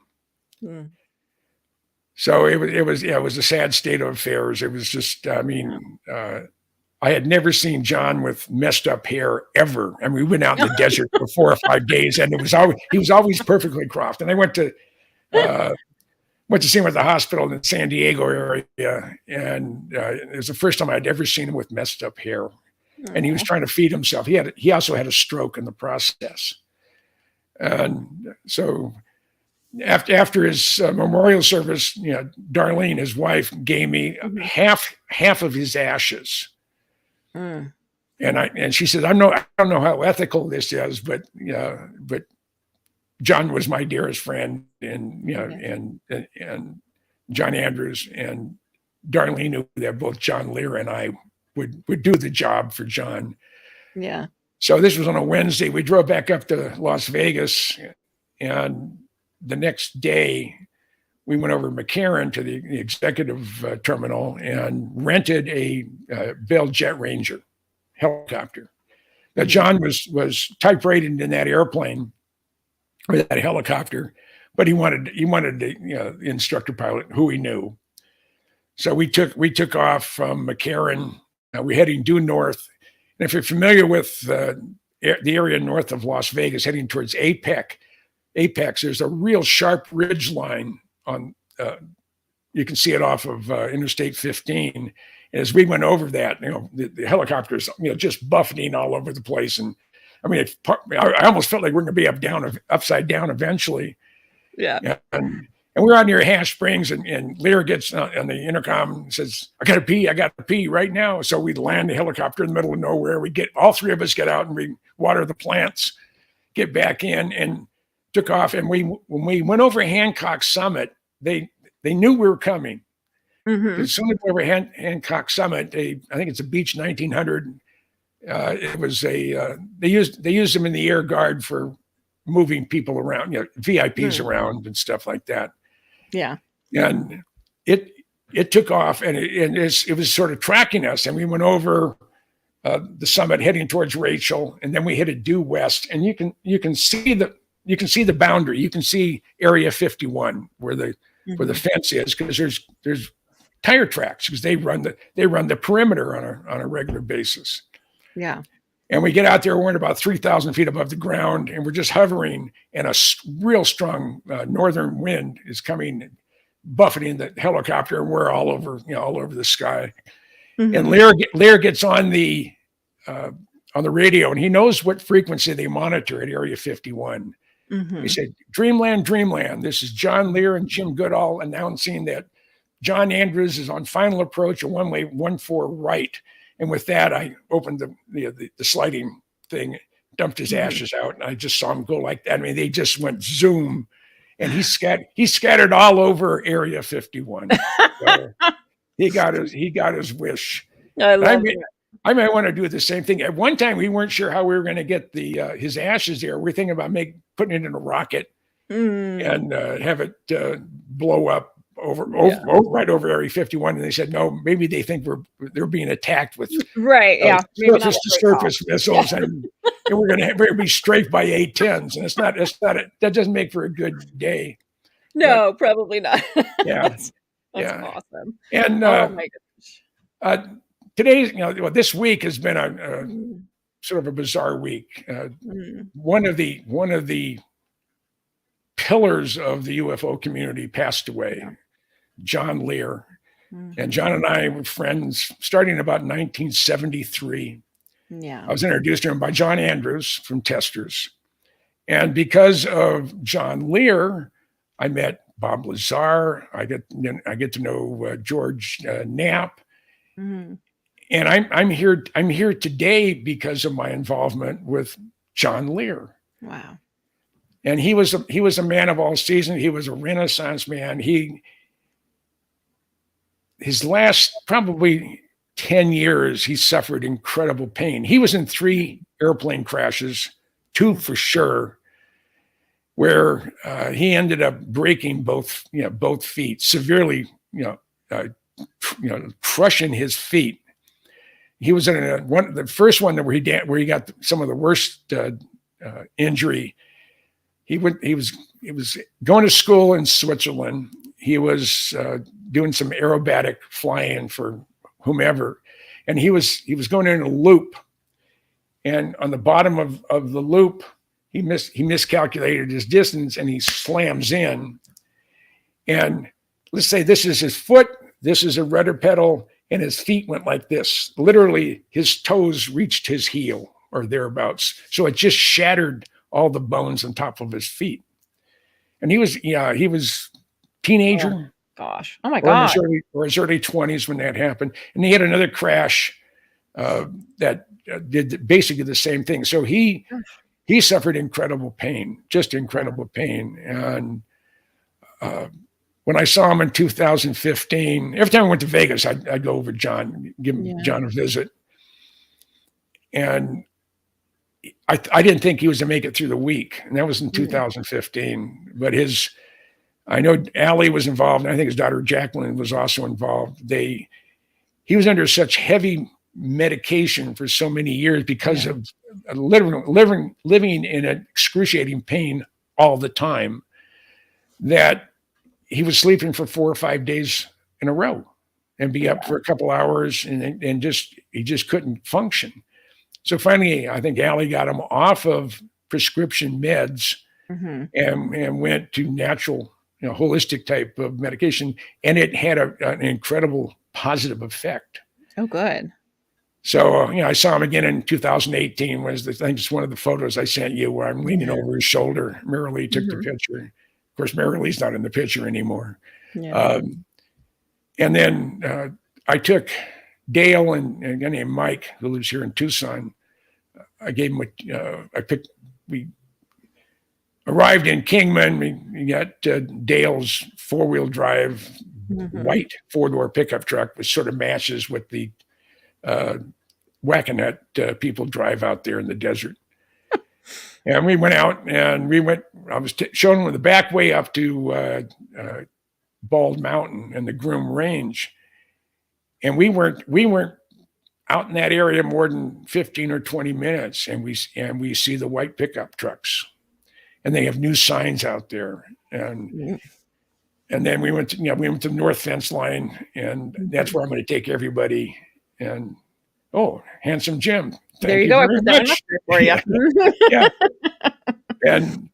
And we headed up to the Tonopah test range, and I showed the two guys that. And then, as a icing on the cake, I said, okay, I talked to Lear, and he said he'd be more than happy for us to come by and give him a visit. So I saw him on November 7th of just this last year.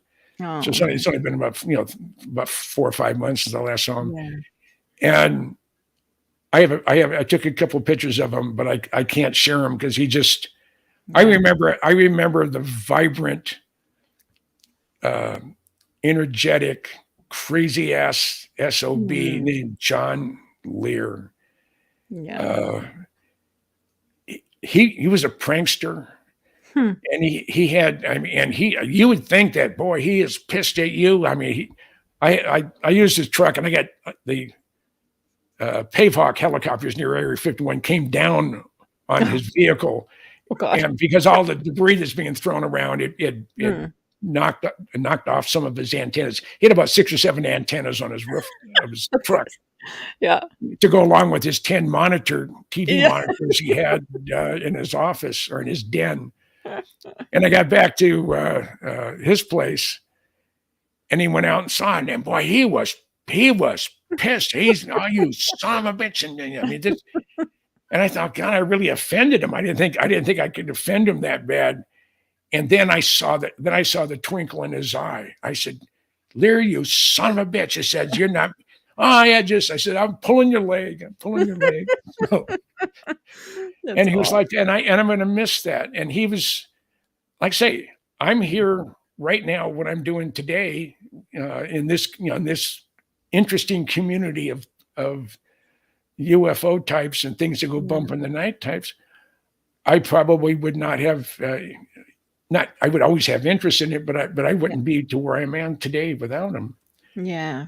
And he was sort of the keystone of putting me where I am. Now I was on a program night before last, and there was some jackass on there that so you never knew Lear.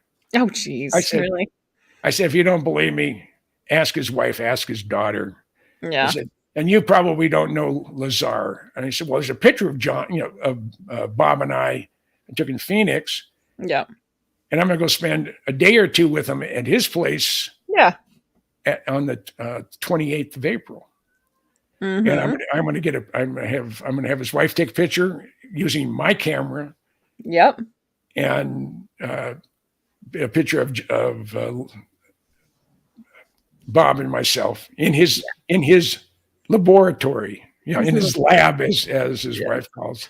And I'm going to try to convince him. I don't know if he'll do it on our show or some other ones, but I'm going to see if he would be willing to just to talk. Yes. Oh my God. Yes, preferably on our show, Jim. I would love. Oh yeah, and we'd have to make put the word out there big time. Oh, for sure. Oh, people would definitely come see if they knew Bob Lazar was going to be here. Yeah. When Tucker Carlson and some government official, when they announced here, 2019, that there are craft flying in our airspace not made of this earth. Yeah. And that was really big. And I was up at Doc Skinner's up in Show Low, Arizona, and he's talking to the Cousin brothers. Yeah. And he has it on speaker, and he said, there's a guy who lives out there somewhere, I think in Arizona, that is a friend of Lazar's. I'd sure like to track him down. And Doc said, you mean Jim Goodall? I said, yeah. Do you know where he lives? I said, yeah. But he's also about 3 feet from me. You want to talk to him? So I said, hey, would you be willing to call Lazar and ask him what he thinks? I said, sure. So we hung up. I got on my phone. I called Lazar. His wife answered. And she was happy to hear from me. Yeah. Asked him if Bob was available. So Bob got on, and he has a very distinctive voice. Yeah. So it's Bob. Yep. But I think it surprised the Cousin brothers that I just picked up the phone and called them because Yeah. we've been friends for over 30 years. True, right? You can. You And can then do that. Bob said that he was really excited when it was first announced. Said, but he's waiting for the other shoe to drop, Yeah. and I'm the right other there shoe with has not dropped yet. yet. Mm. And there's some rumblings going on saying there's something big is going to happen, something real big. Yeah. I'm going to be up in Scottsdale next weekend. I'm going to be with Michael Schratt, and we're going to be. Dr. Stephen Greer is having a gathering of his disclosure project, and there's 700 people already paid to come there, and that's the maximum for the auditorium we're in. Wow! And we're gonna do a presentation, and then I think he's going to preview for the very first time his 90-minute documentary, of which I'm in it. That's awesome. that just sort of surprises me, and I've been in more documentaries in the last 18 months than I have in the last 10 years. So it's kind of fun. Yeah, that's amazing. Yeah. That's and absolutely amazing. And it's just, I've just been doing it for such a long time. People have come into my life and I know them. I mean, I know Lazar, I know John Andrews. I met Kelly Johnson, and I sat down and had lunch with Buzz Aldrin at the Future of Flight at Payne Field in Everett. I was working for the museum. I was working for the Museum of Flight, and he said, "There's Tom Cathcart got on me. He said, "Hey, Jimmy," he said, "There's a luncheon over Future of Flight. Yeah, I was supposed to be there, but I have a doctor's appointment that I can't break. Could you go in my place?" And I said, "Sure." So I went up there, and I found Tom Cathcart's name, and it was sort of scratched out, and then Jim Goodall was written underneath it. Yeah. So I sat down there, and I didn't look at the name tag or the place tag for the guy next to me. Yeah. And this guy walks in, and I said, I said to myself, "You got to be kidding." He sits down, and he says, "Hi there." I said, "I'd like to introduce myself." I said, "I already know who you are." You're like, "You can, but I already know." And he said, "Yeah, I'm Buzz Aldrin. It's nice to meet you." So we talked a little bit, and I said, "Buzz," I said, "what's your opinion on UFOs?" Yes. He goes like he covers his mouth and he turns his back on me for a few seconds, and he comes back, and he just basically wasn't going to say anything. Oh. So, I was hoping he was going to cover his mouth, turn and say something so no one would know. No. Yeah. Well, he didn't know me from Adam, so he just knew I was with the Museum of Flight. That's awesome. And it's, and I've been truly blessed. I have met so many significant people in both the aerospace and the spooky airplane and the unknown area of interest. And I'm truly blessed. I'm just a guy who likes airplanes. I like machines, whether they're UFOs or, whether there's, nuclear powered submarines or aircraft carriers or, something that goes 85,000 feet at Mach 3. I mean, it's just, I have been blessed. I have, how I ended up getting the A-12 because, Ben Rich's friendship. I don't know how I got in his list. I was just gonna say that alone is amazing. Yeah. And, I have a one of my Blackbird shots that I took, I'm signed by Kelly Johnson. And I may put it on eBay because I have no place to put it. So send it here. I'll put it on eBay and let you know. Yeah. And I've met all the original test pilots on the Blackbird. Yes. I've met all the original CIA pilots on the Blackbird. And the CIA pilots flew that thing behind me, the A-12. That is the same as the SR-71, except it's a single place versus a two place. It flies the same speed. Mach 3.24 is optimum cruise on that airplane, and it's about 98% of its maximum speed. Very few airplanes fly that close to it, the end of its envelope, but the Blackbird has always flown at the end of its envelope. Mm. And it flies about 5,000 feet higher than the SR-71 because it's about 5,000 pounds lighter. Oh, So Kelly Johnson had a thing when they were designing and building the Blackbird. This is before it flew. Anybody that can take a pound of whatever out of the overall weight of the airplane says, I'll give you $100. Mm-hmm. And he wasn't able to give out very much money because there weren't a lot of things you could take out of that airplane and still have it reliable. So it's that airplane, from signing a contract to first flight, was 32 months. Wow. The Air Force can't change the paint scheme on a C-130 in 32 months. And they had about 250 security people. There were a number of people that were cleared for it. This is when it was still very, very black. Yeah. When it was still just a CIA operation.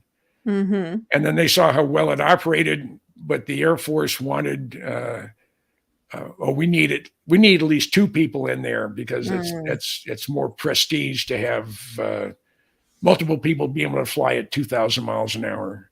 So when they started building the SR-71, right alongside the A-12, because they were still in production when they're building the SR-71s. The camera bay behind the cockpit on the A-12 is pressurized and refrigerated.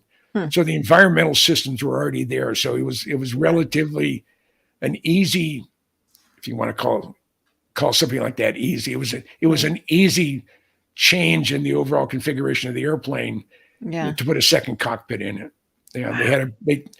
They instead of having a non-removable nose, they had a nose that came off. So you can put ballast nose, radar, ASAR's nose, or your 24-inch optical bar camera, which was used. And it's just, when I was 18 years old and I saw it for the first time, never in my wildest dreams did I ever think that I would actually acquire one for a museum and then be in charge of its complete restoration and actually its recovery, figuring out how to get it from Palmdale to Minnesota because it didn't fly. Yeah. And I've been in the cockpit of that airplane that's behind me, that exact airplane, at 33,000 feet at Mach 0.72 inside a New York Air Guard C-5. Wow. And I have the picture to prove it.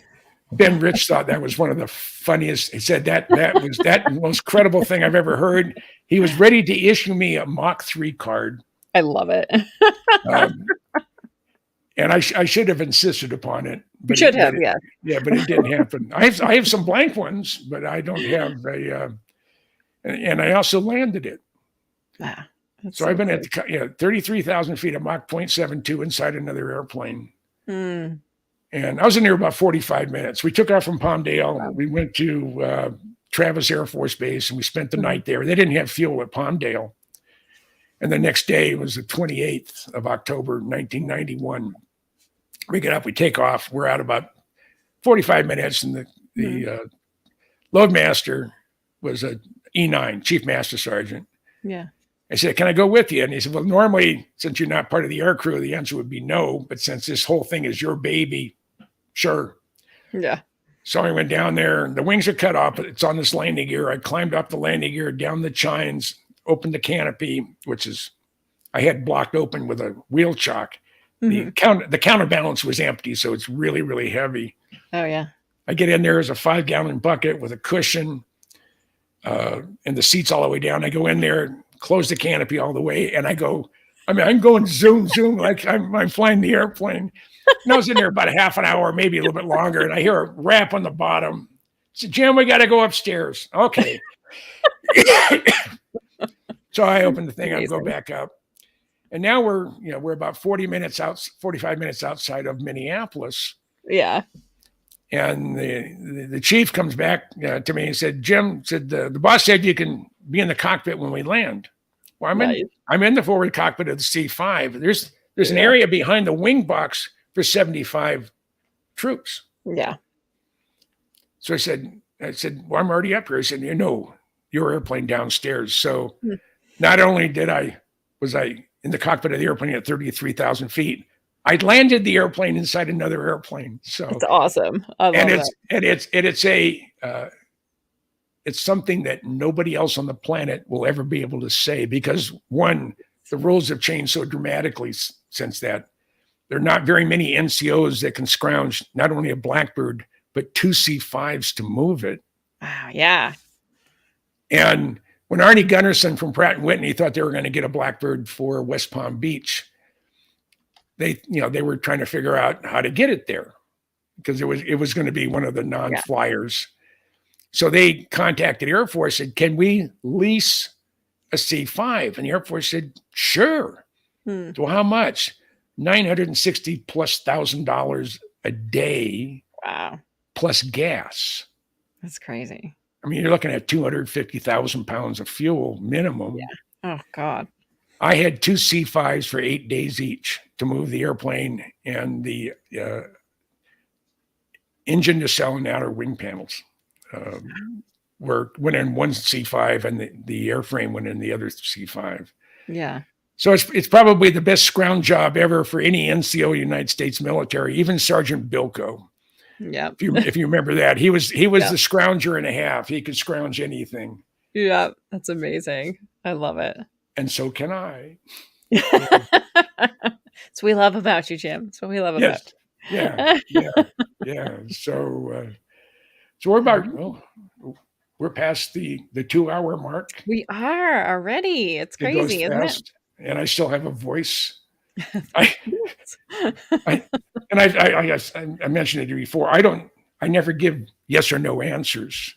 I've been on stuff, and I said, I could go from one break to the other if you have breaks. So it's up to you. What do you want to do? Right. Well, interviewers love that. Oh yeah, you don't have to do anything. Motor mouth is at it, so just let them talk. And I'm blessed with a really good memory. I'm terrible with people's names. I never forget a face. Yeah. And I love what I do. Mm-hmm. I really do. And I'm the only one in my neighborhood who's been in the cockpit of a Blackbird at 33,000 feet. I'm also the only person in my neighborhood who've flown the B-2 simulator. I know. That's so awesome. So jealous. And been at 400 feet deep in a ballistic missile submarine. Oh my God. Not jealous of that one. And I'm hoping that the United States Navy will approve my ride on a Virginia class sub from Bremerton, Washington to Pearl Harbor. Oh my gosh. And that would be cool. Enzo, thank you for the compliment, Enzo. I appreciate it. I was wondering, am I going to run out of words? Run out of things to say? Nah. And apparently not. I'm never worried about that. I'm never worried. Yeah. I'm not. I mean, I can talk about almost anything for a couple hours. Yeah. Because somebody asked me, like, say, I'm giving a presentation at Beale on the history and development of the Blackbird. Yeah. And it's on April 27th. Mm-hmm. And my first thought was, well, the birds used to be there. Well, then I realized it'd been 30 years plus since they've been there. Yeah. And the gentleman, John, who's putting this thing together, is, well, how long can you talk? And I said, well, at an absolute minimum, 45 minutes. And that's going through my 170 frame PowerPoint presentation on the Blackbird from its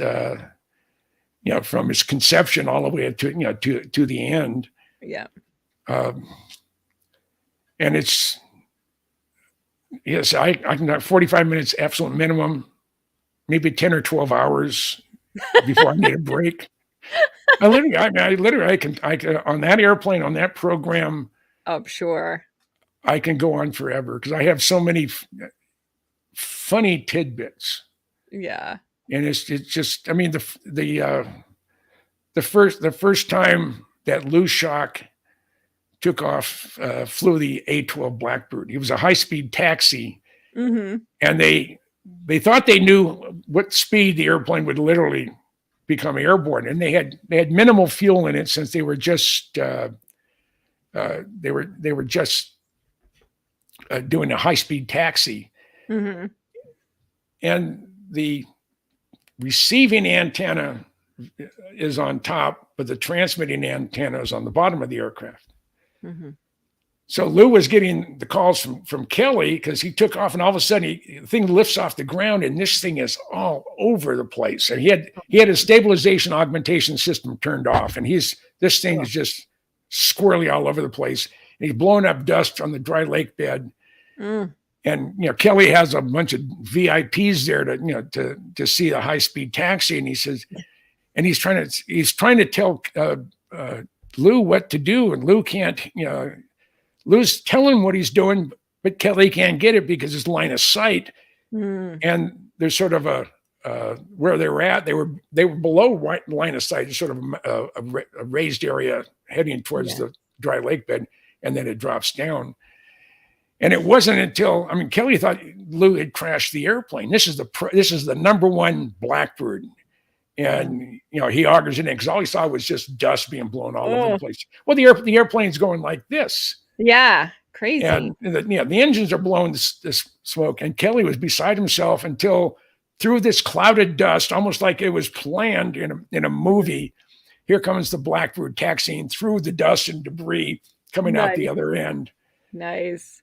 And then on the first official flight, and I know they have it on 16 millimeter, and I've asked if I could get a copy of it, and I've never received it. Ben Rich didn't get it for me. Jeff Babion didn't get it for me.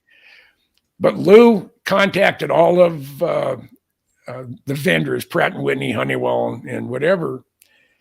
And as he's going, and he does oh my God. Was it a barrel roll? Yeah. He has two F-104s on either side as he's going. This is the review. And Jimmy Doolittle's there, and plus head of the CIA, key people from the Senate and Congress. And he does this thing. And that's amazing. Kelly just almost had a heart attack.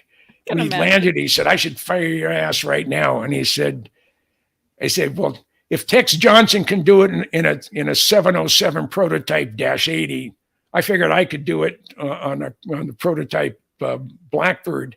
Said, but I maintained 1G through the whole barrel roll. Wow! So I know I wasn't exceeding any of the parameters of the airframe or the engine or any of the systems. That's so crazy! Wow, that would have been amazing to see. Oh yes, it would. Yes, it would. Yeah, unbelievable. Yeah. So. Ugh. And again, I don't know how I fell into this wonderful part of my life. Yeah. But I did. There's a lot of things I have not been successful at. I could investments, wives. Say one of these days I'll get it right, and I think I got it right this time. I think so. Yeah. To a real sweet lady. Yeah. And she puts up with my idiosyncrasies, and she's we're not politically aligned. We're opposite ends of the world on politics, but we don't talk politics. There you go. That's okay. You can agree to disagree. And there are not that many wives out there that will allow their husband to go on a 2-week road trip driving his Corvette, going all over the place. That is true. But, said you're old and decrepit, so I'm not worried about it. And Rosemary has a wonderful sense of humor. That's awesome. And you'll get to meet her one of these days. Yeah. Oh, I can't wait. Wait. Yeah. That's awesome. If there's a big MUFON thing in Phoenix coming up, I don't know when, but if there was one, then I'll be up there. I'll bring Rosemary up with me. Oh, awesome. So people can see you're married. You're married to him. Are you crazy? Well, it does help. It does help. So that's awesome. Yeah. It's amazing. So, shall we call it a night? I I'm, think it's been a wonderful night. Yes. it always has been. Yes, it has. I have a lot of fun with you, and I do too. I'm absolutely delighted that you have your own show. I know you. Dave Scott is absolutely thrilled to pieces for you, Thanks. and I'll probably stick my nose into Dave's program tonight, because I usually go, maybe sometimes it's only for 10 minutes. It's getting kind of late. Yeah. But I'll get in there and I'll comment, and he'll always say nice things. And a couple times he's actually let me on. So you have another pretty face up there, me. That's right. That's right. Yeah. So That's amazing. Well, I am so happy that you decided to come on the show with me, and I have a blast with you every time. I think we have good chemistry. We function well together. Absolutely. And it keeps me off the street. Well, that's my goal. Yes. Yeah. Jim Goodall off the street. Yeah. And I want to thank everybody that's tuned in. Ours is a relatively new segment of the UFO community, and the spooky airplane community, or the things that go bump in the night community. Yep. And I want to thank everybody, and tell your friends, anybody that you know that maybe have any interest in military technology, things that go bump in the night, UFOs, whatever. Have them tune in. We're going to talk about a little bit of everything. Tonight we talked about UFOs. We talked about Blackbird. We talked about submarines. We talked about all the crap equipment that the Russians have that's falling apart, and it's all from China, which means that they're not going to be good in invading Taiwan based on what the Russians have done. So we sort of covered the gamut tonight, the full spectrum, and we'll do that every Monday. From 8 p.m. until 10 p.m. Eastern Standard, or Eastern Daylight Time. And it's 5 to 7 here on the West Coast.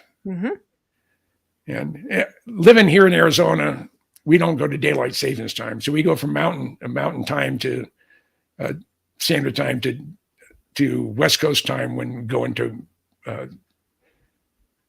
daylight savings time. And that was also the same when I was in Hawaii. So since the last 13 years, I haven't had to change my clocks. Nice. That's nice. Yeah. How in the hell do you do it? I remember I did it last year. I screwed it up, So, I know, it's a pain. Yeah. It's a pain. So, and I want to thank everybody. And I want to thank Lynn. I want to thank Dave Scott. And I think, everybody that has accepted me with open arms. I'm just very, very, I'm blessed, and I'm very, very pleased. And I look forward to next Monday. Me too. Yeah. Do you have any idea what the subject matter is going to be, or just going to pull it out of the air between now and then? Not a clue. I will literally pull it out of the air. We'll come up with something great. Sounds good to me. That sounds good to me. And so everybody, since I had my time in Hawaii, we either start a text or end a text with aloha.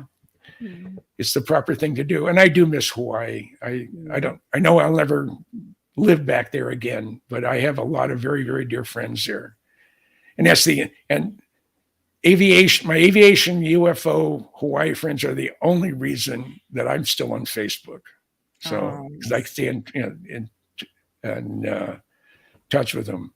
And Andy, thank you for the compliment. Ghost Dragon, thank you very much. I enjoy it. Put the word out. Let the world know what a wonderful dynamic duo that Lynn and Jim, the dynamic duo of the rebellious ufology broadcast. So that's right. All right. That's it. Adios. Aloha. Never mind. Get out of here. Go home. That's what you're trying to tell people. I am home. Yeah. So, not you.